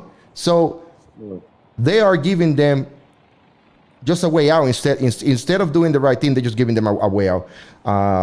That's what I think about. This is what I think about all this. You know, when I see the stores being looted, all I can see is like, there we go. The owner, you know, whoever is owning that franchise, he's just gonna make a lot of money. You know, he's gonna call USA on the phone tomorrow morning, claims, insurance. What happened? You know. So so what's your take on it, guys? I agree with everything you just said. I will add this: a lot of people that are supporting the riots and the destruction of property, they're like, oh, well, you know, they have insurance, they'll get paid. Like, riots and civil unrest are not covered by insurance. So I'm just letting you know that it's an exclusion. You can whip out your own auto policy. Most states, I haven't handled all states, but I've handled about 20 something states, and they all have an exclusion for What about riots. robbery Well, or theft? theft, well, it's because this is civil unrest. Like it'll say something like that, like riot, civil unrest. They'll look to deny it. So even though you're like, oh well, what about vandalism? What about theft of property? This and that. It's just like in Katrina, like State Farm, they denied a lot of claims because the policy did not cover flooding from rainwater, but they did cover wind. And so they would say, well, we're not going to pay for this because that damage, all the flooding in your house is like, it's that's storm water or whatever, or rainwater. However, a lot of the rain couldn't get into people's homes if the roof wasn't blown off. So they actually had a class action lawsuit that they lost because of that. But that's what insurance companies are looking for. So I wish people would be mindful, especially of these mom and pop places. This is all they have. And I just don't think that this is fair to them. Okay, guys, I got Dame on the phone right now. So Dame, hey, welcome to the chat live. He's calling from Texas. Texas. Over here, baby. Go ahead, Dame. Hey, good morning. So, I was actually just mentioning. So, I come from a unique background where, my dad is, black, rural Texas, and my mom is from Northern California, typical white lady, and polar opposite background. So I've kind of seen the dichotomy of both sides of the track. But I guess my question is, should we be is this protest supposed to be about white cops abusing police authority, or is it all cops abusing police authority? Because, we can't forget that it wasn't just a white cop who stood by and watched George Floyd die. And we can't forget that there was also 2 cops in Atlanta who, tased that kid that got pulled over. Yep. Yeah. So, my thing is, it really should be about universal abuses of power by police officers. And that's my problem. And I think it was you, Diesel, saying this, but, looting, neighborhoods, and there was a video I saw of a black store owner in the 92 riot in LA, talking to the young kids who had basically burned his store to the ground. And, the people that suffer the most are the people in those same communities. And all it does is set up larger communities like Detroit, and I've lived in San Diego, I've lived in LA, I've lived in San Francisco, I've lived in Phoenix, I've lived in, I'm in New York now. I lived in Detroit, Chicago, and I've done sales. So I interact with all different types of people. And if you look at Detroit, Detroit wasn't always that way. But when money moves out of the city, you're not left with much other than abandoned buildings. So yeah, I guess, my, question was really more, do you guys think it really should be about police in general or white police systemically? Okay, So, one second, Dame. I got to give you this, bro. That was epic, bro. I mean, everybody on the chat is saying that you nail it. I'm gonna leave it to the Morgs, season person in the chat room. So Diesel, what you have to say? No, Dame, that man's an all-star. He named it exactly on the head. We all forgot about why Colin Kaepernick, why he knelt down. He was kneeling down because of police brutality. Dame nailed it once again, because in Atlanta, It doesn't matter the race, and I'm gonna name who they were. There was 2 black people in the car, and they got tased. And I think that police officer, because of excessive force, I think he got fired. I'm not quite sure. You can fact check me. Yeah, but both of them actually got fired. Yeah, I agree with Dame 100%. It's not just white people; it's all. Because I had the Asian guy. I want to say it was in Georgia. It was a black guy. Let's just change it. Let's just say it's not a black guy. Let's say it's a Hispanic guy in the car, or it's an Asian guy in the car. Regardless of what, the Asian guy, black guy, whatever, the alien. Let's just say it was an alien. It was a space alien in the car. He had his space alien son in the back seat and his space wife in the passenger seat. He told the police officer that he had a weapon in the vehicle. The police officer, which was an Asian individual, he started to panic. He said, "Don't reach for the gun." He says, "I'm not reaching for the gun," and end up lighting this alien up in the car with his child in the back seat. This is obviously a problem. Obviously a problem. Good shit, Dane. You nailed that shit on the head. Woo! Hey, Dan, bro, thank you so much for your call, man. We really appreciate it. I'm sorry, you have something to say? Yeah, I was going to say, yeah, I mean, that was it. And, you know, for anybody who, you know, isn't sure if it's a black or a white thing, you know, you could look up Thomas Kelly, similar situation, called out for his dad. He was a white guy beat down and, you know, by 7 cops and with no threat. His name was Thomas Kelly, you know, so it's important to remember all the people that died by the hands of police who didn't deserve Thomas? it. So what's his name?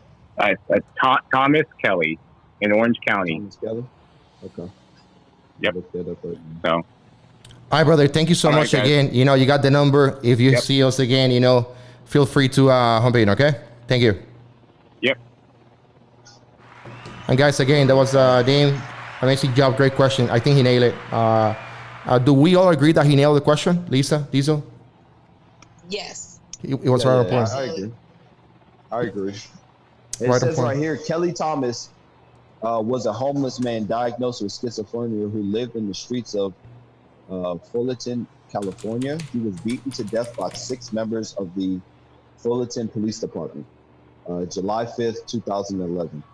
And he's right. I didn't hear nothing about this. I didn't hear anything about this. Wow. Crazy. So what we got on the chat room? And it says right here, the verdict, not guilty of all charges. No verdict for, so it's 2 cops, I guess 2 cops were charged. His name was Ramos and the other one was Wolf. Both charges were dropped. Wow. Both of the cops. One was a Hispanic and one was a white guy. That was in 2011, yeah? 2011. I got the video. That's crazy. That's crazy. He was a white guy, yeah? Yep, but the white guy. If he had if the homeless man had schizophrenia, and I don't know all the details, but I can picture exactly what happened. See, police are not trained to deal with, I guess, people with mental health issues. And sometimes people with mental health issues, especially I personally have had a very good friend of mine die by police. And he was a vet and he was suffering from PTSD. And when an officer approached his car with his weapon already drawn, he freaked out because he had PTSD. So I guarantee with this homeless man, you know, he freaked out, and police are not trained. They have no training on people with mental health issues. So I first of all, I would like to say my heart goes out to your friend that had PTSD. I'm currently, you know, dealing with PTSD because of my trauma. I know Ricky's dealing with his, and that was very big of you to share that story. But I have to say, when are we going to start being trained in this? It's very crazy when the LGBWHIG WHAKZ, when that came out, there was massive training that came out almost overnight, and of course that's a hyperbole. That's correct. But it was massive training. But you're telling me right now, oh well, I'm not saying you, but I'm just saying in general. When are we as a nation going to say mental illness is a real thing and we need to start training, identifying, and we need to go ahead, and when we do identify people, we treat them with that, that illness or whatever. Absolutely. I think that's well overdue. My friend did not have to die. There was no reason for the officer to even approach his car with his weapon drawn when he was pulled over. This was in Broward County, Maryland. I'm sorry, Florida, by the way. That officer was never charged. When my friend freaked out, he took off. And as he took off because he was in fear, like he was terrified. So he took off in his car, and as he was driving away, the officer shot. And I don't even think that they're allowed to do that. But whatever. He shot at him, and he shot him in the shoulder, which caused him to crash the car. And he's still in that fear state. So he got out of the car and he started running, and he bled out somewhere along the lines. It was just so uncalled. Like, there was no reason. Like, you pulled the guy over for a regular traffic stop. There was no reason to have your weapon out. Like, you haven't even gotten to the car. You don't even know who's in the car. Right. You're right. The one thing you got to know about the LGBTQ is that back in 2018, they were worth money-wise $1 trillion. So they have a lot of coin, man. I mean, people need to learn. People need to learn from this business model. Just all I'm saying. And I don't have anything against the LBGWHYZ. I don't have nothing against it. I hope not, because I'll date a woman. Well, I won't date a woman, but I'll get with a woman. Okay, no, I don't have anything against. I don't have anything against them, or against the cause or nothing like that. I'm just saying, it's crazy when you look at the commonalities. They were discriminated against. Black people were discriminated against. Every race was probably discriminated against. But yet, if you mess with them, you get destroyed. Your career is over. If this cop walks, like you said before, Lisa, he can go to a different precinct. Yep. He can go and work in a different precinct. Easy. He sure that's could. easy. But They do it all the time. Look at Kevin Hart. Kevin Hart made I think he made it was a bad joke, a gay joke or whatever, 11 years ago. And they said, hey, you can't host one of these award shows because you said this about LGBWHYZ. And so they were like, you have to take it back. And he's like, I'm not taking it back. And they did not let him host. So, come on, man. Well, it's just injustice. Injustice, period. We need to be on a clean slate. And I hope this is the clean slate where we sit down and we have conversations. Just like Dean, was it Dean? Who was the guy that nailed it? Dane. What was his name? Dane.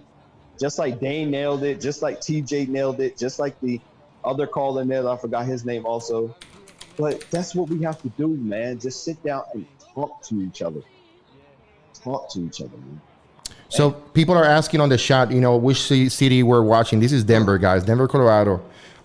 This is going crazy, and the National Guard is out on the street for one. The second thing I want to say, what's the name of this guy? Let's Talk is talking about this feed. This feed is a mess. Hey, give us a call. Change the conversation. Make some good questions. We will address you. Okay. So.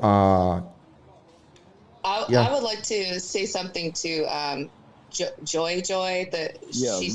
The clenching of a purse when a black man walks pass, I just want to let everybody know I'm an equal opportunity purse clincher because I don't trust nobody. That's right. But hold on. Let's go into it though. Let's go into it. Hey, Joey, call the stream. Yeah, Jojo, call the stream. Call the I want stream. to know why you clinching. What's going on? I'm an equal opportunity purse clincher. I don't know none of y'all. None of y'all. Well, I do also think that females have it the hardest because you can't go outside at nighttime by yourself. My wife was just actually having a conversation. So the news is I just got an apartment here in Texas. So I'm currently a resident of Texas because of the great tutelage of Ricky and a couple of my other compadres. I'm saying that wrong, but anyways. But my wife was even saying that it's bad for you to be on the first floor of an apartment. Oh yes, living as a female. You cannot. Oh no. And I looked at her. I was like, "What you mean? Like I don't know that struggle." Wow. You know what I'm saying? I'm looking at Lisa, I'm looking at the first floor because I have to bring groceries in and I don't want to walk up the second stairs. So that's why you have to do, you either have to buy like a little, a cart that you can carry them all at once. Right. Or have it delivered. Right, but you see the difference of how a man thinks versus a female. Yeah. She's like, yeah, they can do something to me. I was like, yes. I wish a female back in my younger days would do something to me on the first floor. But yeah, it's crazy out here. So Jojo, please call up. Let's talk about this purse clinching, and let's see what you think about it. Yeah, not many people that come in the stream, they don't have the guts, man, to call. That's okay that, you have your opinion. If it's not racist or something crazy, we're gonna let it go. Some of the comments that are being posting, they've been coming out as blog, and as I read them, I unblock them. Lisa, you can do the same as well. Yeah. I've been doing that. Yeah. The one thing I gotta tell you guys is you guys have a good point. I think Heavy Water once has something for her, Lisa, right there. on the chat. hey, hot socks 89. I'll be back in a second, guys. Keep it up. Call up hot socks. I want you to call up hot socks. I want to see what's going on with your where your mind is at, because you had some. It says, I remember when they shot Charles Mendez. Who's that? Was shot, but I bet none here knows who he is. Yeah, who's Charles Mendez? Anybody know? Lisa? No, but I'm also not good with names. Okay. Yeah, I don't know who Charles Mendez is. And I remember the Mendez brothers. Those are the ones that killed their what's it called? See, I have mixed. I don't agree with their sentencing. I mean, I agree with the guilty verdict, but I don't agree with their sentencing. Hot socks, I see you. I'm halfway across the world. I got you. I'm not paying for that. Charles Mendez was killed in London. The police chased him into the underground station and killed him. Okay. He was completely innocent and I guess didn't do anything wrong. Okay. He was mistaken for a terrorist. When did he get shot? And we're talking about London, and I'm not saying that it's I didn't think their police had weapons. I thought their police had just like the night batons. They just got batons. No, I'm being serious. I'm being serious. 2007. So I do know in Europe, the officers, I know they have a very strict gun policy. especially in Germany. So you can't carry a weapon unless you're police, you know, army or whatever it is. So I remember when I was actually in Germany, since we're talking about this, there was a guy on the train. He pulled out a machete and just started slicing people. And the army, the local police shot him and killed him. Yeah, TJ says most police in the UK don't have weapons. Yeah, I didn't. Oh, wow. I didn't think so. They got the funny hats, TJ? Do they got the funny hats?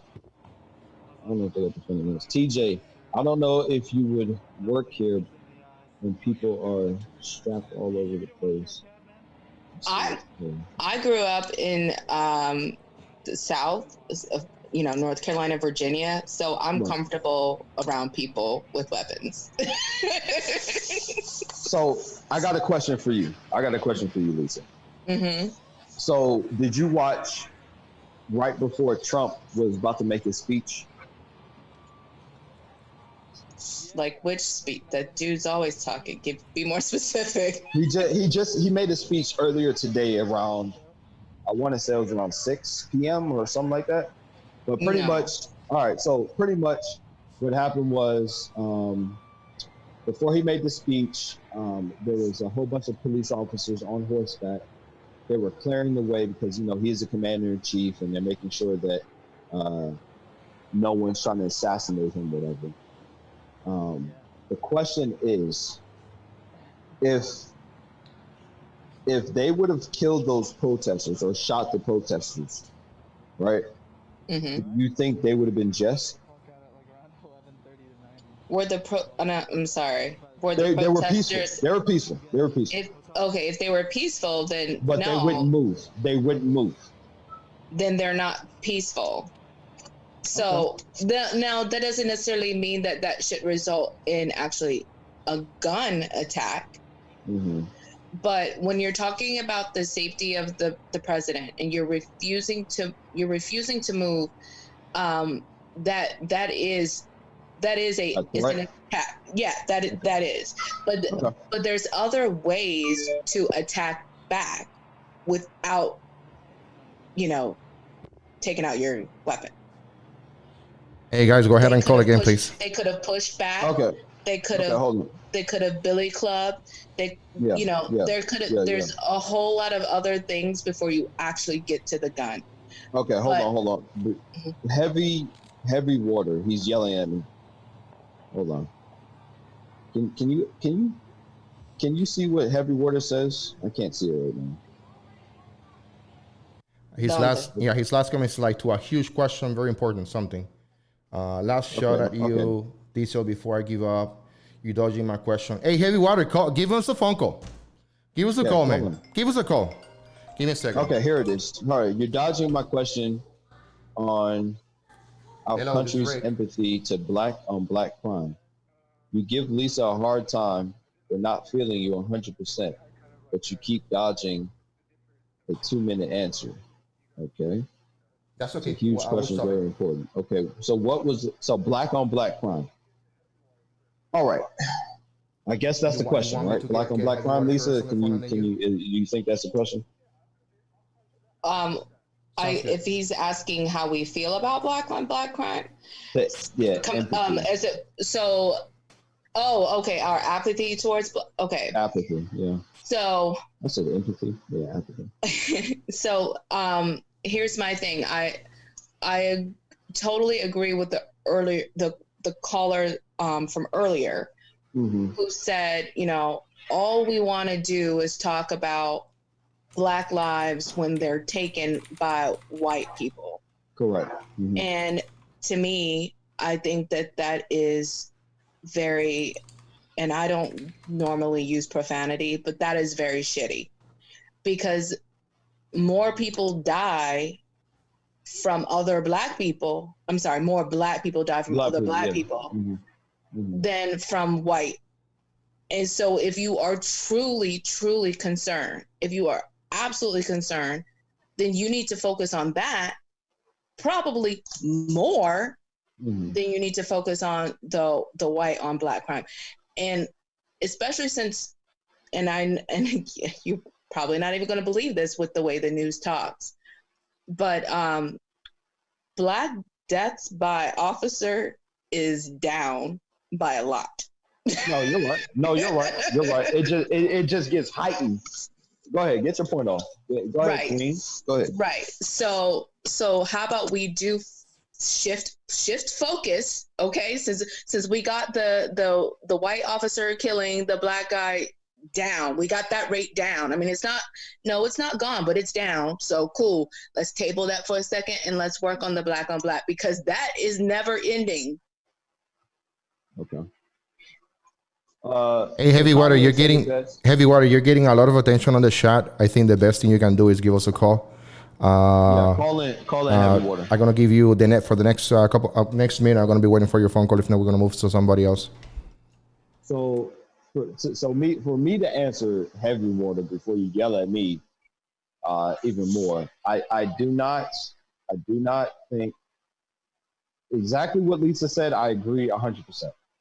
There's a lot of things Lisa says out of her mouth that I agree with. I just play devil advocate, but I do agree what she's saying. Chicago, they call it Chirac for a reason. There's a lot of deaths that's being had, and it's just become the norm. It's just like, well, they're just going to kill each other, and that's it. I just want to point out that goes back to what I was saying the other day about the government phasing out Black people. Just want to put that in there. That. But go ahead, finish what you were saying. Well, you did say that because even me, this chat probably won't like this, but I'm Black, so whatever. I don't like to be around other Black people that much, especially American Black people, because I know there's a heightened possibility of violence, because that's how they've been raised, that's how they've been conditioned, and that's how America has accepted it. Big Black Thank you, Nathan, for subscribing. Dreadlocks, all that stuff. You know, I never liked that. I never liked a Black person to have dreadlocks, especially being from the islands, because it meant something different to me from the islands than from what America's used it. They used it as something to show that they're struggling and they're probably drug dealers and all this other shit. I never liked it. So to once again, to circle back in, Black on Black crime is horrible. It's gonna be horrible, but we will never. Where are you calling from? We will never change the stigma on Black crime until we sit down and start educating ourselves and saying, you know what? Collecting food stamps is not the way. You know what I'm saying? Maybe going to school and educating ourselves is the way. We are higher educated. We have a higher education than Hispanics, but Hispanics have the most money. Census.gov. Hey, let's talk about money in a minute, guys. Okay, we got. I know, Diesel, you want to get attacked for, man. It seems like that interrupting you guys a lot, but we have Eric on the phone right now. So from Arizona, Eric, you got the microphone, brother. Oh, I didn't put him through. My bad. That was a mistake. You didn't do that applause yet? Oh, there you go. Right there, you got the applause, brother. Thank you so much. Okay. All right, Eric from Arizona. Oh man. Oh, I feel the love of the crowd. Yeah. First, I just want to give a shout out to Lisa and Diesel and yourself, Rick. Hi. Basically, why I'm calling is because last few days I've been watching a lot of streams on YouTube of people basically like yourselves just talking about issues and really reasoning through things. And it's the opposite of what we're getting from most of the media. And I think two things. First, to me, that's I think what you're doing is really important. So, it's helping a lot more than even going out and protesting in some ways. But I also think kind of with the the conversation about black on black crime and all that. Like what's coming up, like in the media, isn't helping people to really reason through problems the way that you guys are doing. So I kind of wonder what your thoughts are on the role of just alternative broadcasting and getting different people with from different backgrounds to kind of come to the table and talk about stuff. That's pretty much it. Hey, brother, we appreciate that for real. 100% we appreciate this kind of feedback, and we're going to be following this case. All the way through. I got Lisa here on the phone with us, and I got Lisa. I know Lisa, I think Lisa, you have to go. I heard that. Is that correct? That is correct. So sorry to hear that. Everyone say yes. Hell yeah. No, but Eric, we definitely appreciate your comments, and we hope that everybody on the chat feel the same. So, brother, thank you so much. So you have the number. No, what was the question? You got to have a question. Lisa, have a good night. Okay, take care. Well, yeah, I guess the question is breaking up. Oh, okay. Yeah, the question was, what do you think? Like, what kind of role do you think, citizen broadcasting and YouTube streaming and all that could have to actually help people reason through their own experiences, so they get a better understanding of how people really think and feel than what the BS they get in the TV screen kind of stuff. Okay, I think I got what he's saying. He's saying, what should YouTube really say instead of what the news is saying and all this shit? How can it help us get through this moment? Right? Is that what you're saying? Yeah. Okay, so the simple answer to that is cut the bullshit. Everyone is it's like everyone is treating other people with these little these kiddie gloves on. We know what the underlying factor of this is, but no one wants to say it because they want to get rich. They want to make 1,000 views on YouTube. They want to be famous. It's not about the collective. It's all about themselves. If you take a look around YouTube and Facebook, you see channels with 27, 28, up to 40,000 people watching, at the same time, and then I start asking myself, why they're attracting so much audience, and it's because they're right there when a black person, when a white person is picking up a brick, throwing into a building, giving no content to you guys, giving you guys no way to ask a question, no way to think different. No way to get another perspective. No way to see who put the bricks over there. Last night the people got caught. Antifa, some individuals from the Antifa organization got caught delivering pallets of bricks across different places in different cities. This being reported, but guess what? You look in the media, nothing about it. So I think that what we're doing here, is pretty good. I don't think we're perfect. But we are trying to do as much as we can to bring awareness, okay? Because I think awareness, when it comes down to down the road, 10 years, 15 years, 20 years, because this is going to change America big time. I think awareness will be the one that's gonna impact the most the individuals that are home right now. Let me tell you something else. And then this is I'm gonna leave with this Diesel, for you to talk, is that the people on the streets right now, 99%. This is what I'm thinking. They don't have a job tomorrow. They don't have a place to go and work tomorrow. These people, most of the people that are in the street 2 o'clock, 3 o'clock in the morning, they don't have a job to do unless they work nighttime. But if they work in night times, they won't be here on the streets. What I'm trying to say is that the voters, the voters are watching channels like this. The voters are watching what is happening in America. And comes November, guess what? I'm not going to tell you what I think, but breaking, dancing, Buzzgo got a good point on it.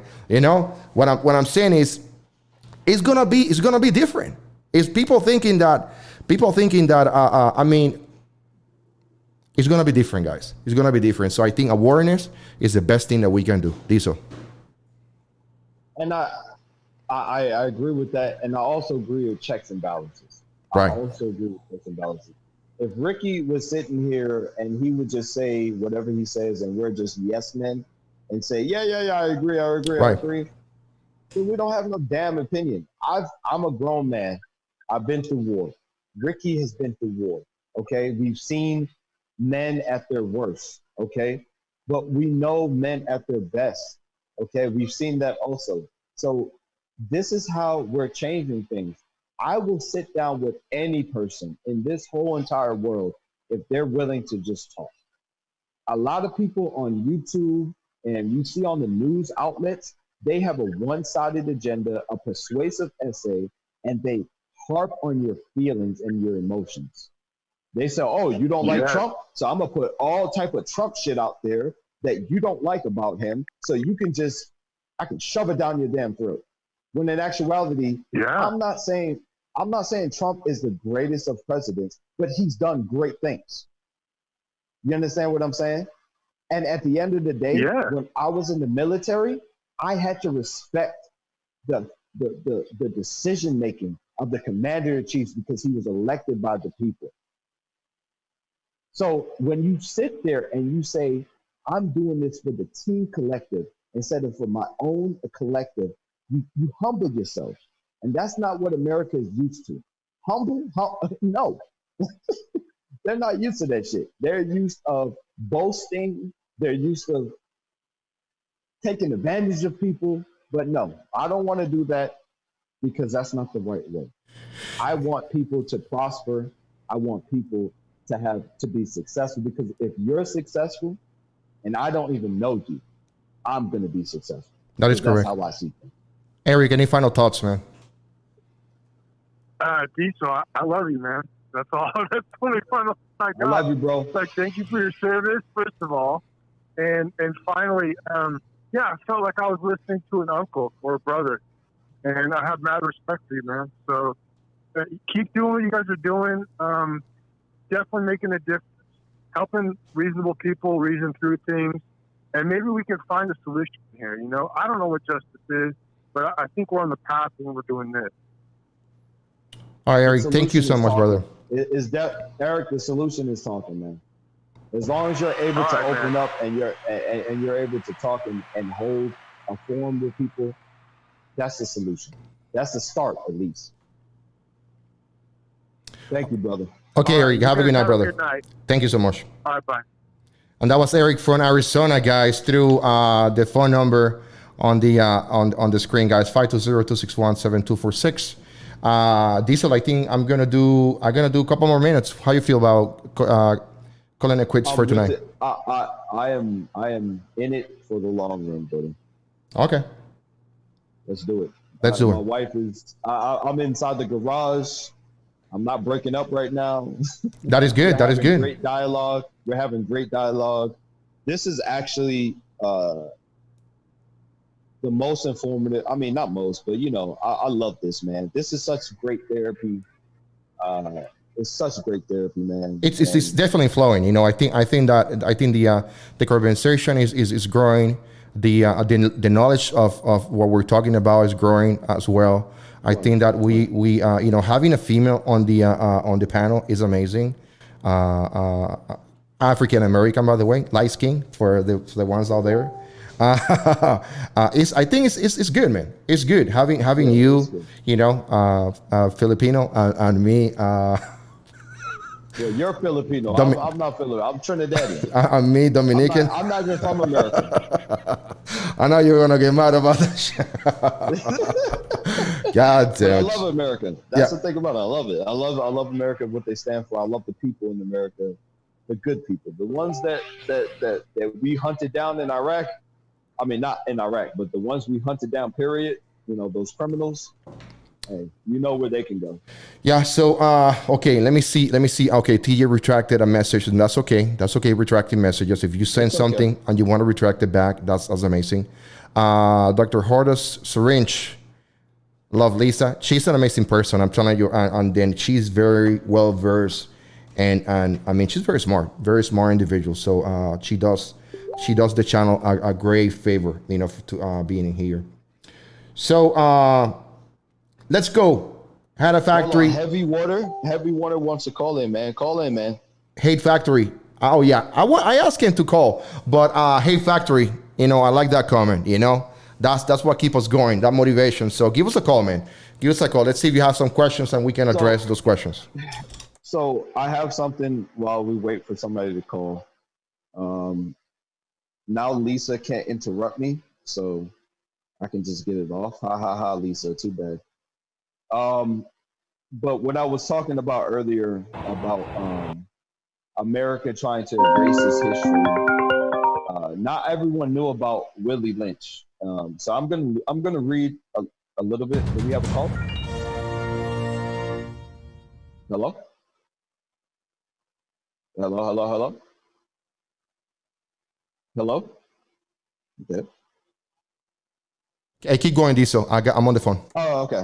Okay, so I'm gonna read a little thing. Like I said, I'm not looking at this from a racist point of view. I'm looking at this from a battle from good and evil.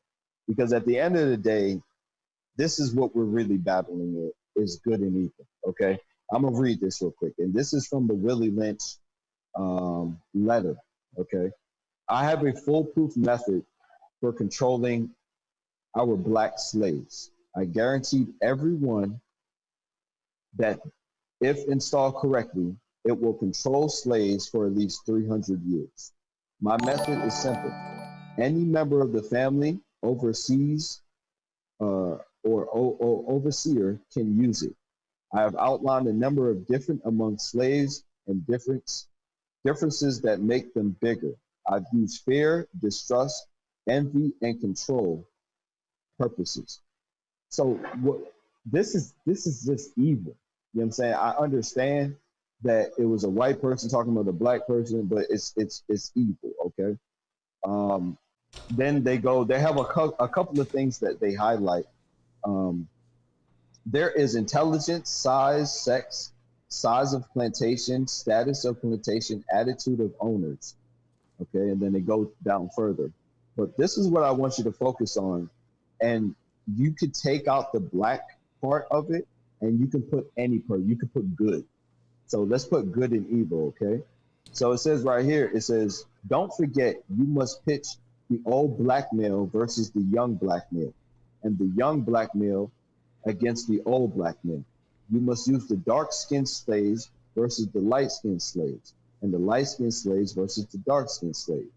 You must use the female versus the male versus the female. You must also have white servants and overseers who distrust all blacks. But it is necessary that your slaves trust and depend on us. They must love, respect, and trust only us. So what I'm gathering from that, besides the obvious black and whatever white kind of thing we're trying to separate each other from, because that's what evil wants to do. They want to separate us. They want to say, I'm going to separate you guys and you can't coexist with each other. And that's how war continues. That's how war flourishes. Because now I say, well, you're so different than I am. I need to kill you. You need to kill me. So when are we going to stop trying to kill each other and just try to live life? That's the problem. Well, Diesel, I gotta tell you, man, that's very powerful, man. What you're saying, man. When we're gonna stop? When we're gonna stop? But to continue the conversation, we have, you know what this means right here. You know what this means right here. We got Heavy Waters from, where are you from? Minnesota. On the phone, brother. So let's go. Heavy Waters, you got the mic is yours, man. Go ahead, man. Hey, so Diesel, first off, the more I listen to it, the more I respect it. And you got to understand, I just see this little screenshot of you. So I don't know you at all, but the longer I hear you, the more respect I have for you. And I agree with a lot of the stuff that you're saying.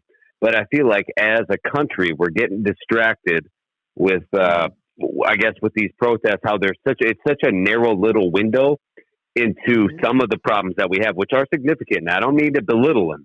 I don't mean to belittle these problems that we're facing right now and what these protests are all about. But I think if you really want to win over, and maybe not you sound like you get it, man. You're I'm not calling you old, man, and I'm right there with you, man. I'm 30 and I'm catching up to you. I might not be catching up to you, but you know what I'm saying. The older I get, the dumber I realize I was. These are 20-year-old kids we got out there protesting. But what I really think is the best thing, that the biggest wound that we need to heal. If you're a Marine, an Army guy, whatever you were, however way you served, you know that medic, when you got a wound on the battlefield, he's going for that biggest wound first. He wants to stop that biggest bleed first, right? And I think the biggest bleed that we got in this country, and no disrespect, but I mean, I think the Black community has a lot of problems that only the Black community can solve. And I think that you won't have the hearts and minds of the whites or the conservatives or whatever the fuck, not even you, Diesel. I'm not talking about what you think. I don't know what you think. Only you know what you think. And maybe your friends know what you think. But I'm talking about with a lot of the lefties, the liberals, or whatever you want to call them. You label whoever you want to label, whoever you are out there watching, listening, whatever. We, as a white conservative, I want to see Black people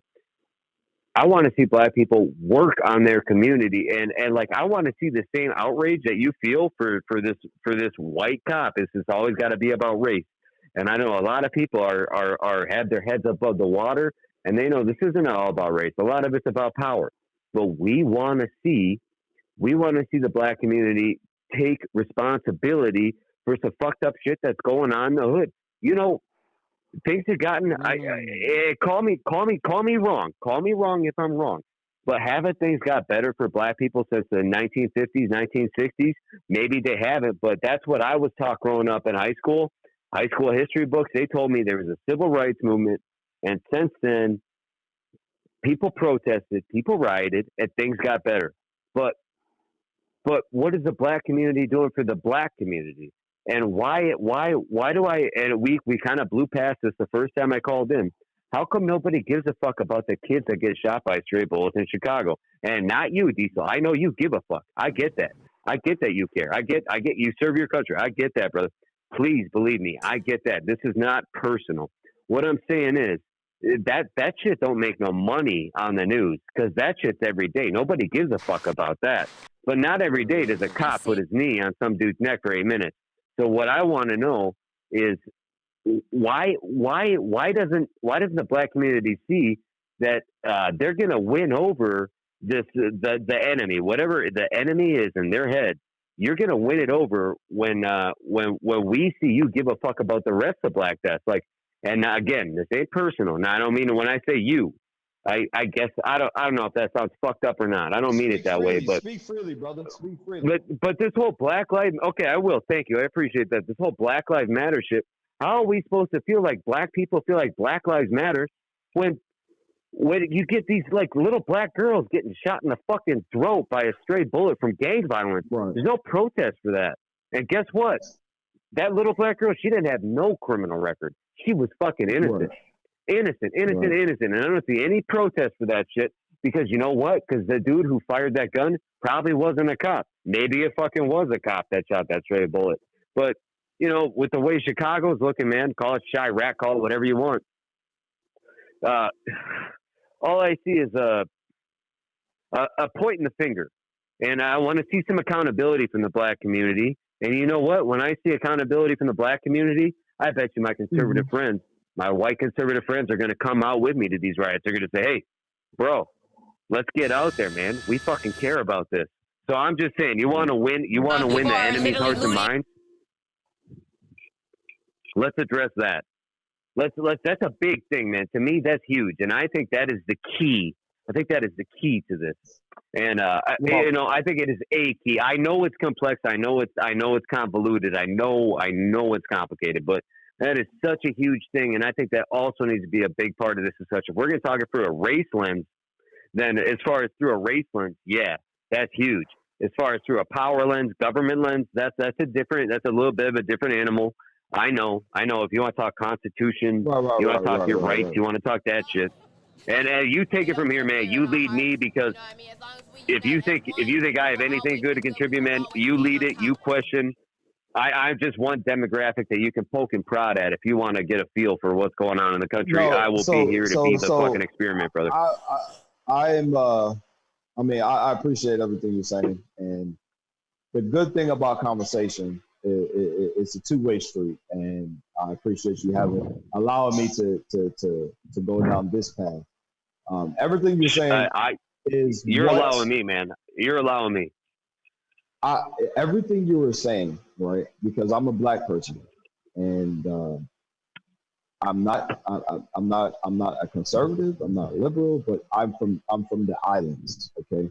And I've said this earlier in the chat. Black people in America, they do not take responsibility for their actions. And a lot of them. I mean, some of them do, but a lot of times it's a point the finger game. I'm gonna blame this. I'm gonna blame my mother. I'm gonna blame this. You know, I have a nephew. I have a cousin. You know, he's been in prison. He's been all this stuff, and I'm looking at him and I said, why? You know, I've served my country honorably. You know, why did you have to go down that path? And the first thing he told me was, well, it's my mother's. No. Your mother's an honorable person, right? It's not your mother, it was you. Because at the end of the day, you're trying to find an easy way out instead of the right way out. And Chirac and all that stuff, Chicago didn't need to be the way it is. But you know what? I'm going to say this. All those gangsters and all those whatever thugs that, you know, and when I say thugs, I'm talking about those guys. Mostly, they're kids, man. Those are kids. Right. So no grown men. All those. Man, you can have a Marine. A Marine might make it to 45. There's no gangsters that make it to 45. You might have a Marine that makes it to 45, retires at the pension. These kids are dying. Right. They're not making it to 45, man. It's sad. So what's happening is, and a lot of things is, you know, it's not an excuse, but it is reality. And it does go back to slavery times, but our generations have washed over all these slavery times. So it shouldn't be any more excuse. But black people still use it as an excuse to say, well, you know what? You know, my father was, but no, it's literally taking the easy way out. Yes, you grew up with a single house with your mother, but that has nothing to do with you going to school and learning what you have to learn and becoming a doctor. Because everyone had the opportunity. Now you have people that get an unfair opportunity, okay? You have people that have been spoon-fed all their lives, you know, and they get a head start, okay? But everybody in Chicago, everybody in New York, everybody in California, they all got the same opportunity when it comes to, because I went to public school. I was in public school in Brooklyn, New York, okay? Brooklyn, New York, I went to public school, and Diesel. Can I stop you? And I'm so sorry. And you let me talk longer than I let you talk, and I'm sorry. But the thing is I'm just trying to, like, if I got something to contribute that I think is going to help, like, I need to get it out there before I forget it. So when you talk about spoon fed, and when you just said kids that are spoon fed, they might be rich, man, but that's not a good life. Just because you're rich, like, let's be honest, that's not a good life just to be rich. So to be spoon fed, to be some fucking hedge fund manager or whatever, like whoever the fuck, I don't know, man. I'm not rich. I don't know rich people, but to be rich, to be quote unquote spoon fed, that's not a full life. A full life is a good family life. And then to go back further, I think that it's not so much. I think and you stop me and you slap me in the face if you think that I'm fucked up here, but Brother, I think that blacks got a big problem with not having that straight nuclear family, and I think that that's becoming less of a black problem and more of a everybody problem.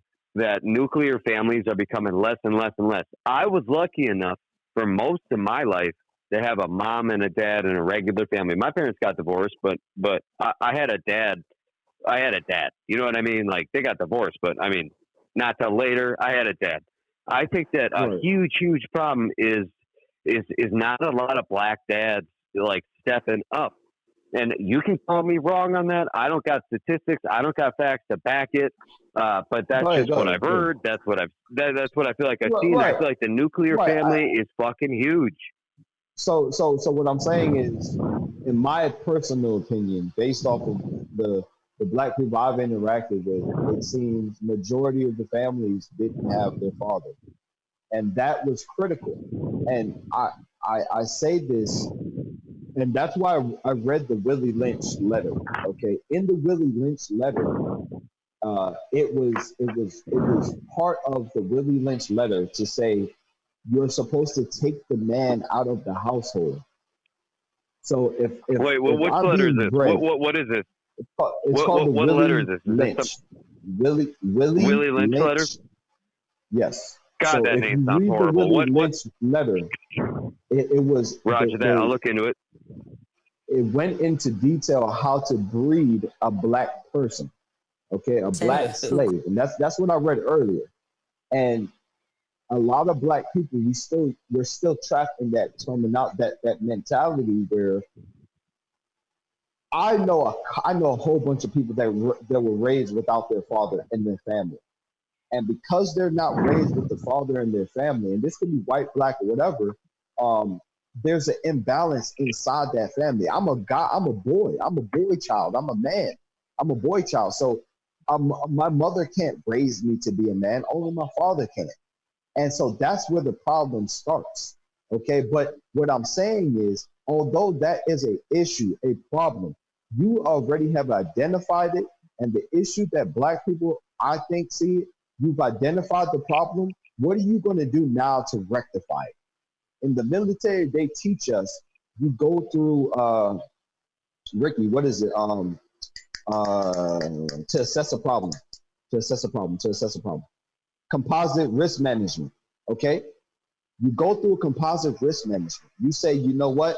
This is an issue. So if you sit there and you continue saying, well, this is an issue, then you become the issue. You have to take responsibility into your own say and say, this is an issue. This is how I'm going to fix it. Okay. And that's the issue that we don't deal with. Let me kind of change the dynamic here, because I guess I kind of came in hot thinking I was going to say something that maybe you didn't know already. Well, that clearly isn't the fucking case. So let's switch the tables to maybe how they should be. Let me ask you, what do you think about? May I ask you? Don't you think that the apathy? Do you agree that the apathy towards black on black violence is a problem? And because I feel like I would have been way quicker to jump on this George Floyd shit and to have empathy for this whole thing. Because before I watched that video, like, I'm talking as second by second, my wife showed me this video. She says, "Watch this. This is another black game of cops wearing black shit."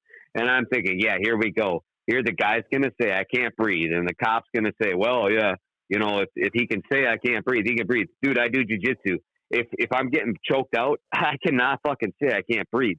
But then it just kept going, and it fucking kept going, and it kept going. I couldn't believe it. And the longer it went on, the harder it was to watch.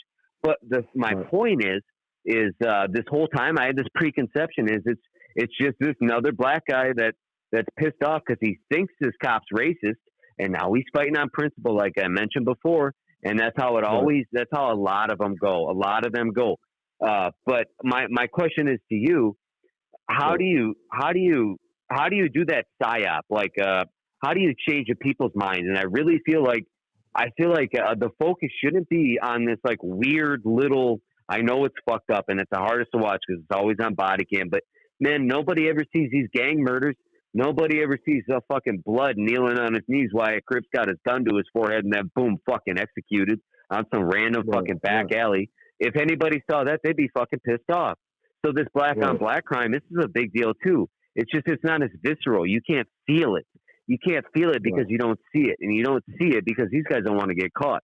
But it is a big issue too. And I think if you want to, if we are going to come together, we all need to take a look at, and call me fucked up here, but I feel like, man, we really need to take a look at the black on black violence, because that is a huge thing that needs to be addressed. Because is it not an issue that this country has? Is it not like a big deal? I feel like it's a big deal.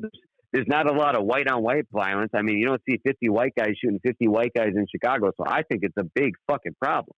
And I think that white people know that that's a problem. So hold on, let me stop you there. So there was a lot of white on white violence before. It's something called the mafia.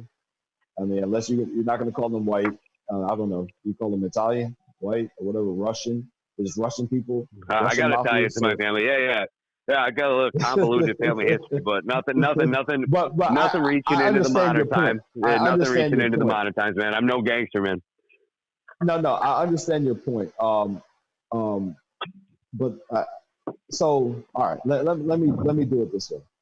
I also partake in the martial arts. Okay.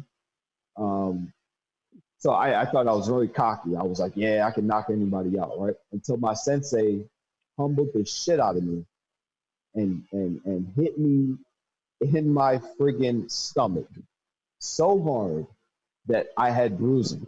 Okay, and this guy was smaller than me. And I was like, what the hell? That's fucked up, America, Black America, until we get that shock to say that we cannot do this without us coming together, right? I can't learn how to hit somebody unless I learn from my sensei. He's teaching me, and he taught me one lesson. He taught me a very good lesson, which is don't get above, don't get cocky. Don't get cocky. Don't get full of yourself, okay? So black on black is a big issue, and we need to come together, and we need to say it's an issue. We're not saying it's an issue. We're just saying it is what it is. No, it's an issue, and we need to rectify it. You know how we can rectify it? By stop doing it. It's an issue. I don't think it's going to stop. I don't think it's going to stop, because I don't think drugs are going to stop. And I don't think people want money and want bitches, want all the shit that the dark side of me wants. I don't think any of that shit is going to stop a young man. We're talking kids. I don't care what color you are, what race you are, what kind of nuclear family or non-nuclear family you come from. Let's be honest. Young men want pussy and money, and they want to have fucking fun. They want to take risks. They love guns. It don't matter. That's already an uphill battle. You know how it's gonna stop. You know how it's gonna stop. You remember when you were doing jujitsu and they put you in the Kimura, and they told you, dog, well, when you I can't get out the Kimura. I'm always up in the Kimura. Yes, right. Man. I can't keep my arms to myself at all. I can't get out of that. But listen. When you first felt that pain in that Kimura, right? And then they taught you how to get out of it. They taught you how to get out of it. Did you continue doing the shit? Did you continue putting yourself in compromised positions? It took a long time. Like a lot of Kimuras. Like fucking, dude, like 200 hours. Dude, 200 hours of Kimuras. I'm not even kidding you. Regardless if it took a long time, because you said this would never happen. You don't see it ending. It's not for you to see it's ending. It's going to end eventually. You can't go around being negative Nancy about something that was ingrained into a lot of people's psyche. Your job to do as a leader, as a person of the community, is just to educate. That's your job. Listen, man, I wish that I could lead. I wish that I could lead, and I wish that I could educate. but I am too fucking dumb. I am too young. But let me hammer in on one thing, because if I can even just hammer in on one point tonight, I'd be happy if I could just figure out one fucking thing with you.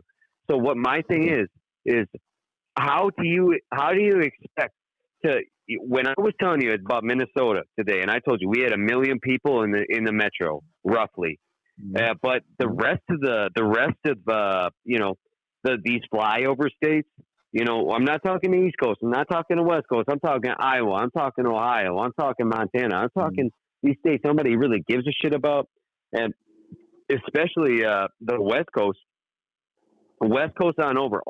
Most of black people live on the East Coast, and so how do you expect all these people that don't even really know black culture to identify and to how do you expect to win their hearts and minds when we don't see black people marching for black on black crime? Because it feels like, and man, you are just as sick of this black white shit as I am. I am so tired of talking about racism.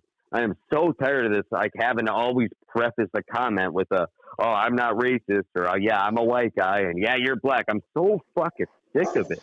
I'm so tired of talking about this race bullshit, man. I'm tired of it. But how do you expect these people that, like, man, somebody talking to me about being somebody in the comments said, well, fuck people in the comments if they're being an asshole, but somebody says a racist or whatever. Dog, I'm up in the fucking hood, and I'm up in bars that you probably shit your pants in. Like, he's how not a do you racist, expect... guys. He's not a racist. Whatever. Don't beat the dead horse. Don't beat the dead horse. But how do black people expect white people to want to fight the white on black crime when black people aren't getting mad about the black on black crime? So I think that a heavy emphasis. I don't expect white people to fight for me. Okay, I can only do what I can control in my body. I don't expect anybody else to do anything else for me. The issue is, if I'm minding my business, then leave me the fuck alone. Right? You know what I'm saying? So it don't matter if you're white, you're black, you're purple, you're whatever. Just leave me the fuck alone. Our black on black shit, right? That has to be dealt with on our terms, okay? Please leave your message for 5-1. That has to be dealt on our terms. The same way how the mass shootings, when that white individual went into a church and shot up the damn church. I don't think you're ever going to get that. That's that shit that people are taught. I think that the best thing that black people can do to end this.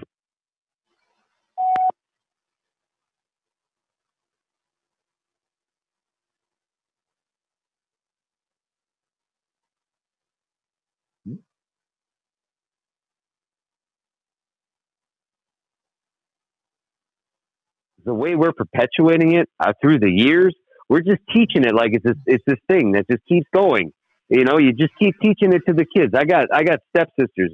They're fucking 15 years old. They're almost in high school now, and they're learning about fucking the civil rights movement and stuff. And I get it. It's cool.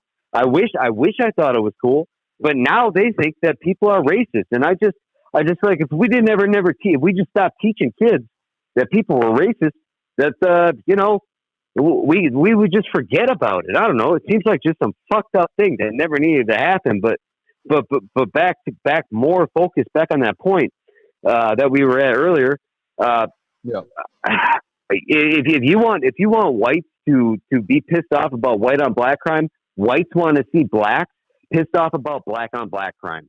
That's my bottom line. I'm going to tell you. I'm beating the dead horse here. Black people are pissed off on black crime. Hey, Diesel, one second. I bet they are. I get it. Sitting on bridges and they're not marching, and nobody sees it, and it don't make the news, and it's not your fault. So it's not I'm going to tell you. Fault either. I'm going to tell you, we are making the news. The news doesn't give a fuck, man. CNN doesn't give a fuck. Hold on. I'll let you it's hard. It's hard too, man. Okay, hey, I'm gonna break into the conversation real quick. I got other people on the line that wants to make a phone call. They want to talk. Before we let you go, anything else you want to say?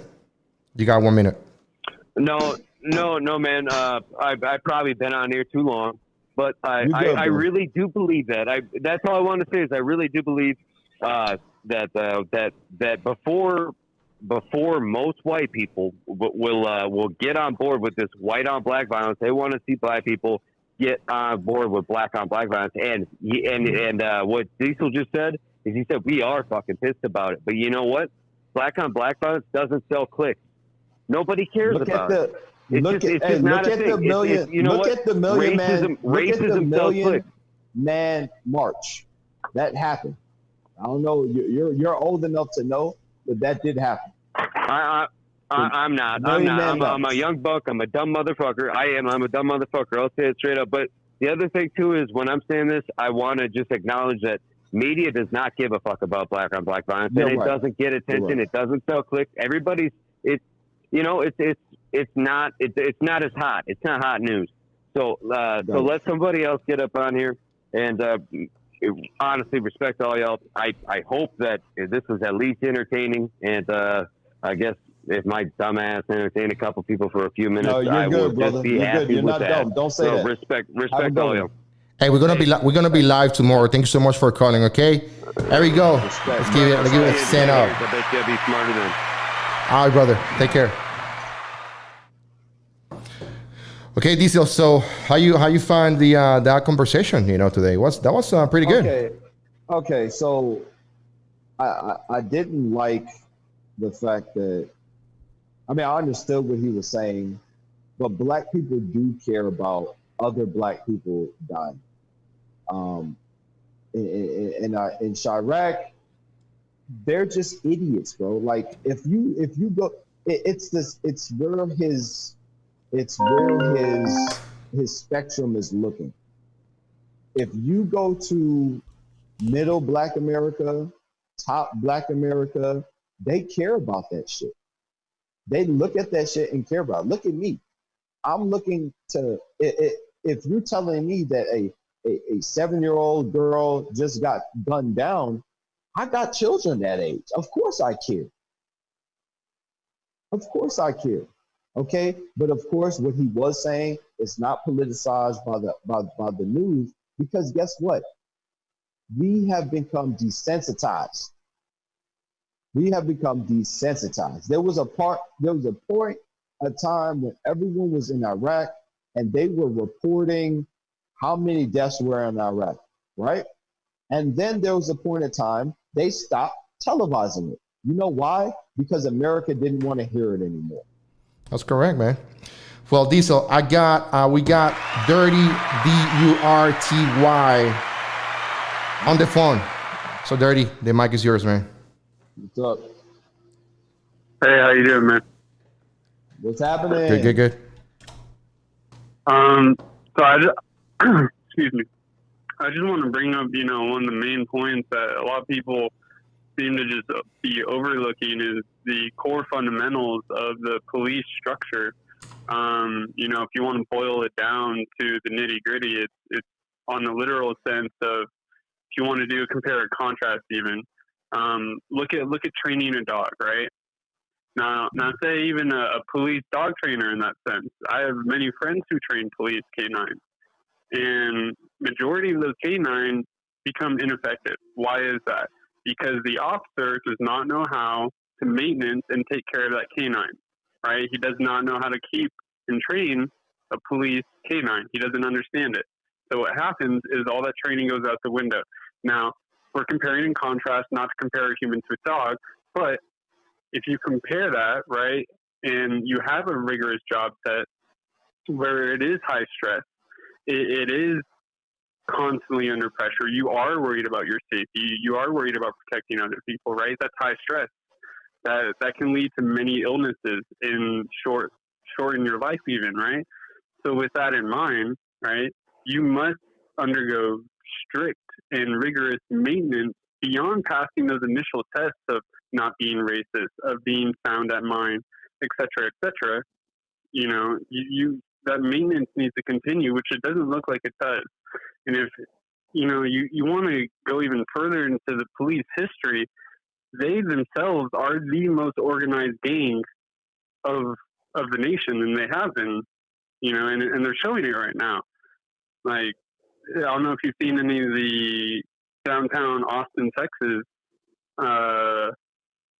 protests, but you have Austin as one on a billboard, and then you have a police officer holding a shotgun pointing it at civilians with their hands up.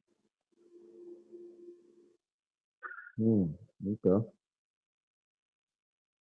And I guess just to really put a bullet point in it is, if we don't dissect the police system from the ground up the way that the UK, Europe in general has, look at the way their police interact with people. Are they violent? Right. Do they charge at them and beat them to death? No. Right. That's not what's happening in the UK. They talk to them, and if it escalates and that's what happens, right? But in every situation, if you watch on YouTube right now of UK police interactions, it's not violent. It's 9 times out of 10, it's, you know what you did wrong. Okay, I'm putting points on your license. Yeah. And that's the gist of their interaction. Wow. Okay. You made a great point. I just came from the UK, and I think the biggest difference is the UK. I just came from, not the UK, I just came from Germany. And Germany is a police state or a police country or whatever. Germany is a police state. I agree. That's crazy. Right.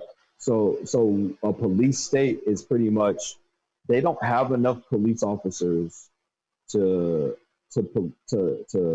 patrol, right? But when they do come on the scene, okay, they're there for business, okay? They're there to quell whatever situation, and that's it. They use common sense, they're rational, but in the back of their mind, if you show any sign of aggression, they will fuck your ass up. They will mess you up, okay? But they use common sense. They use common sense. And I think that's the difference between the United States and other countries. But I also think it's a lot of training is the problem. We never really, when we had these conversations tonight, if I grew up in Brooklyn, New York, then I should be, if I want to be a police officer, I should be a person that is patrolling Brooklyn, New York, because I am known in the community. I have stock in that community. I care for that community. What I think the issue we're seeing a lot of these police officers is, you're from one area and you're being told, and you're going into this very bad area right here, so you got to keep your antennas up. You got to keep your antennas up. So they go in with this, oh damn, it could pop off any moment, and so they're hyped. It's a war zone mentality and not a protect and serve mentality. Correct. They go in hype, and they're, not necessarily wanting to kill anybody. That's what I said. I don't really think it's racism. I think it's what you're saying. They go in hype. They just wanted to make sure they do the greatest job they can do. You know what I'm saying? And they end up making mistakes. I think a great example of, I was going to say, a great example of what you just said is in St. Louis, you have the police with riot shields, and they shove down an old man. And then within a matter of 10 seconds, he's like, oh, I did the wrong thing. I shoved the old man down that's using a cane. And then he starts to help him up because he sees other cops helping him up. Correct. I don't necessarily, like I said, I don't necessarily think it's a bad thing, but I just think it's what you're saying. Exactly. It's training. It's really giving into the community. I've known a lot of police officers, and in Germany, we had a lot of police officers, and this is what they were doing. And these are military police officers. They used to patrol in the vehicles, right? Just drive around.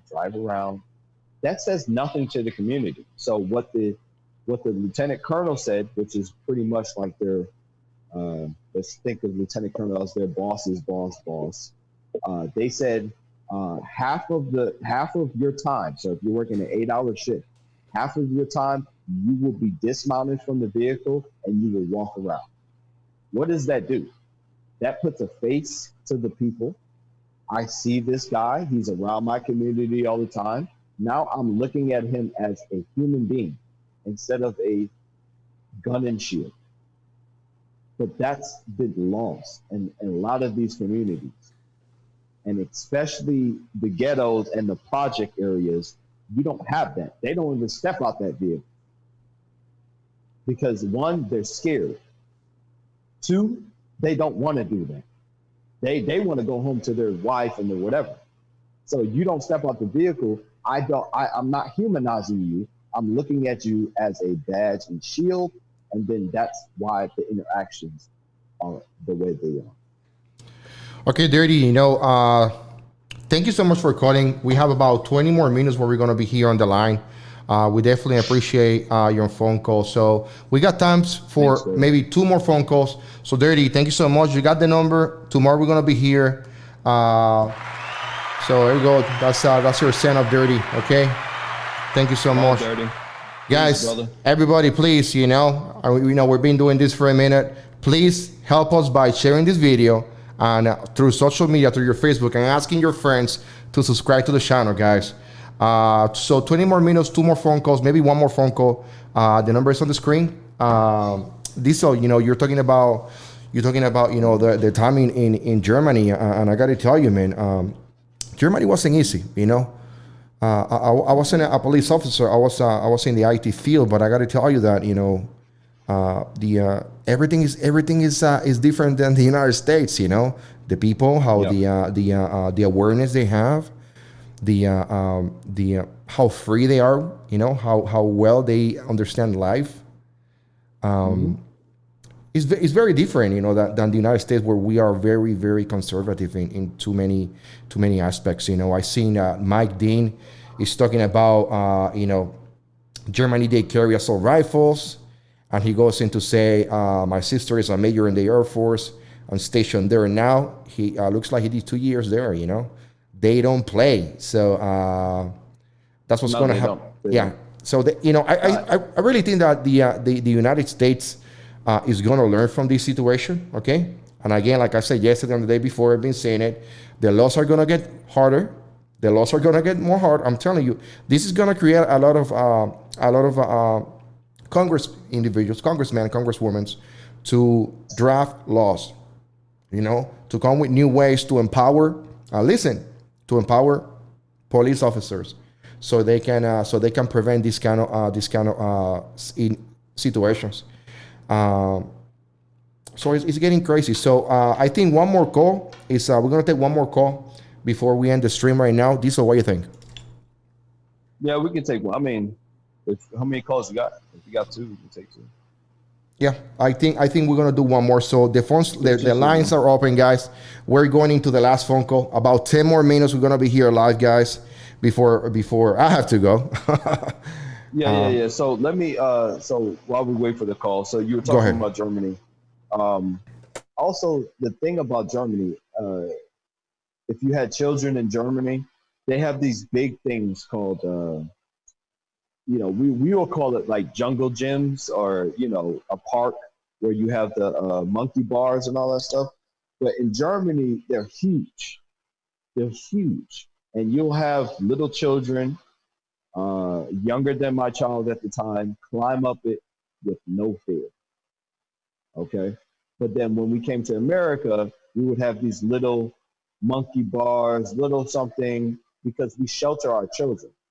When I have my child climb up that scary big, it was like a dragon.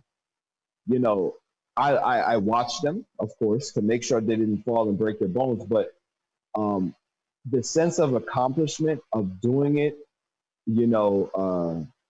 it is like Americans really don't get that. That's why I believe in America, everyone should serve at least 2 years in the military. mandatory. That's what I believe in. A lot of countries that have mandatory enlistments, you know, they come back as better people sometimes. That's what I do. But that's why I'm gonna get off my soapbox with that. Do we have a caller? Please, so give me 1 second. We do have a caller. Okay. Let me make sure that we get his name right here, because I want to make sure we're giving proper credit. So his name is Mike Dean, Mick Dean. So you had kids there, so you know what I'm talking about. Yeah, it is mandatory in Germany. You know exactly what I'm talking about. Those things are just. Hold on, who's it? Mick Dean. You're exactly wrong, because many people see that they lie. So, guys, let me interrupt real quick. So we got Glenn Carpenter from Wisconsin. So, Glenn, hey, go ahead. The mic is yours. What's up, brother? Hey, yeah, what's going on? I've listened to the stream, and there's a lot of good things on there. But I want to talk about accountability, because I think there's a deeper issue. Go ahead. And the issue is, John F. Kennedy said, ask not what the government can do for you, but what you can do for the country or for the government. And I think that individuals, let me say it like this. I wrote on there in the comments, it's what I'm doing. I'm going out to my community. I'm feeding people who are hungry. I'm helping the elderly.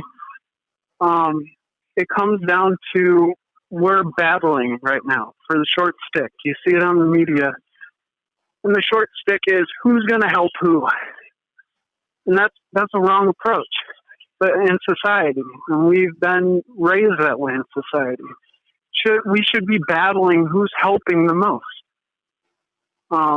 It should be, I'm doing this, and I'm doing that, and I'm doing this, and I'm doing that. And I can't tell anybody what to do or how to do it. I've learned a great lesson in life that you can't change anybody. But what I do know is that if a lot of people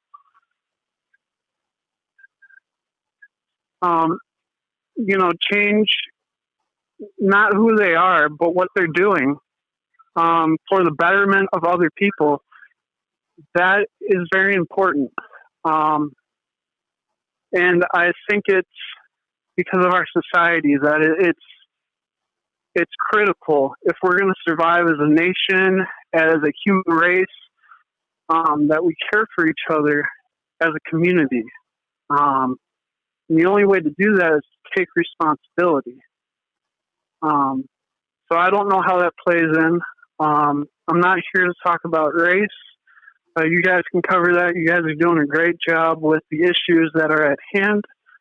But I feel that each person, if they go out and they say, this is my gift, this is what I can do, whatever it is, a lot of the world's problems will be changed because other people will follow suit and they'll find their own gift.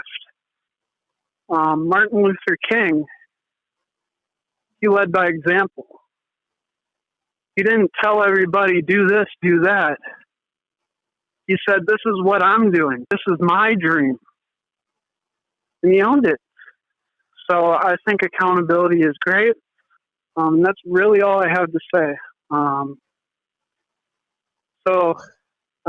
Keep up the good stream. I appreciate everything that's on there. Keep it strong, give good messages, and, care for people. It's one thing to say, I care about somebody. It's another thing to actively care for somebody, even somebody you don't know. And I think because of maybe social media or many of the ways we live, it's very on the surface. But we're all human beings. We're all animals. We're all sentient beings. So, I'm going to lead by example. I'm going to try to change the world. If other people follow, that's great, but I have a mission. So, Glenn, and we support your mission, all I man. got to say. Glenn, we support your mission. Thank you so much. That's a great message that you're bringing. Lead by example. That's what they teach us in the military. If you want to be a good leader, you gotta lead by example. So, Glenn, thank you so much, man. Send out, man. Right there. Thank you so much, Glenn. From Wisconsin. Take it, brother. So let's end up. Let's close talking about that. Diesel leading by example. One of the things that I got to tell you is in my two deployments.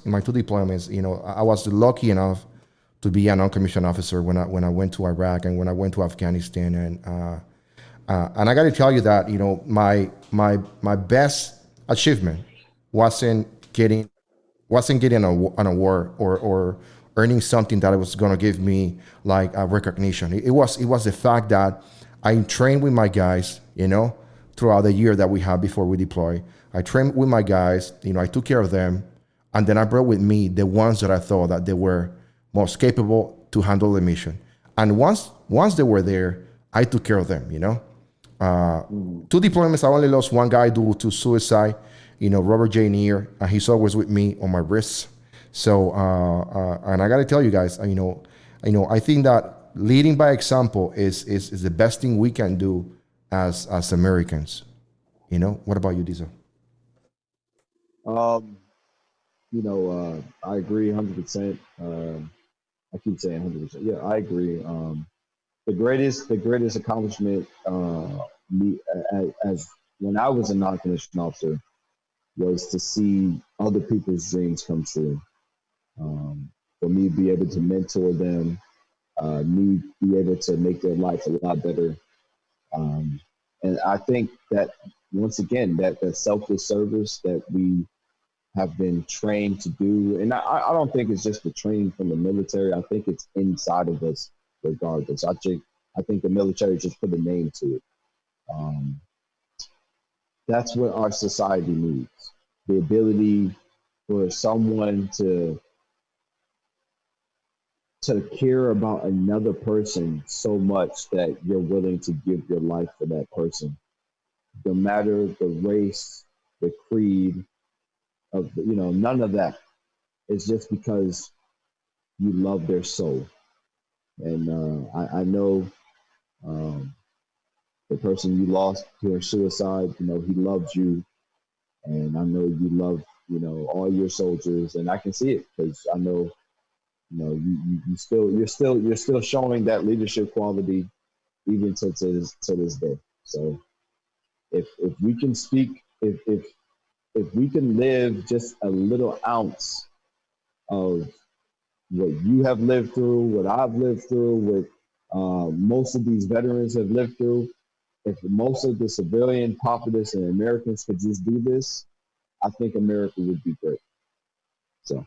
That's all that. You're correct, man. You're correct. I got a Dirty send me a picture right here, and I asked him. I got the picture. What's the message, Dirty? Hopefully, I got the name right.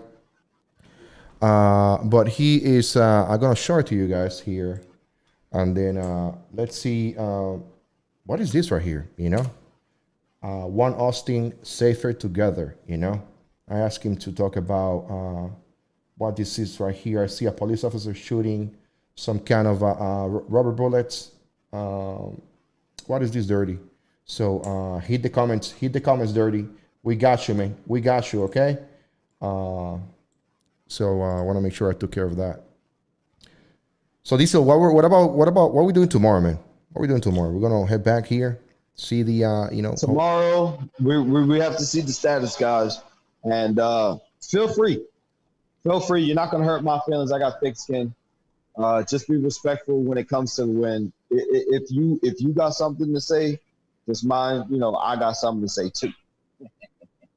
So let's open up the forum, keep it open, and let's talk, man. That's it. Tomorrow I'll be here.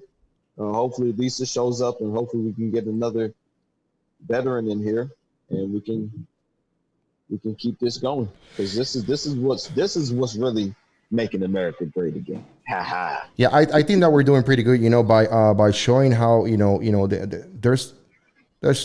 there's balance in the chat, there's balance in the chat. I definitely want to get somebody else, could be anybody, anybody that over there, somebody maybe then Lisa knows. She said she got some people that want to get into the stream. So I think you did amazing today, Diesel. By the way, I want to give you props. I heard you, I heard you getting those gears on, and I was like, man, I gotta let them go. So I've been holding back, listening to what you got to say, tremendously. You have influenced the chat today in a tremendous way. So attention to orders, to the Department of the Army. Shit, man. What's the good times, man. So guys, don't forget to subscribe to the channel. Everybody that's watching, everybody supporting, everybody that is not supporting, we love you as well. We're here for you guys. That's it. I think that's my send off. So have a good night. What about you, Diesel? Go ahead. I'm out. Peace.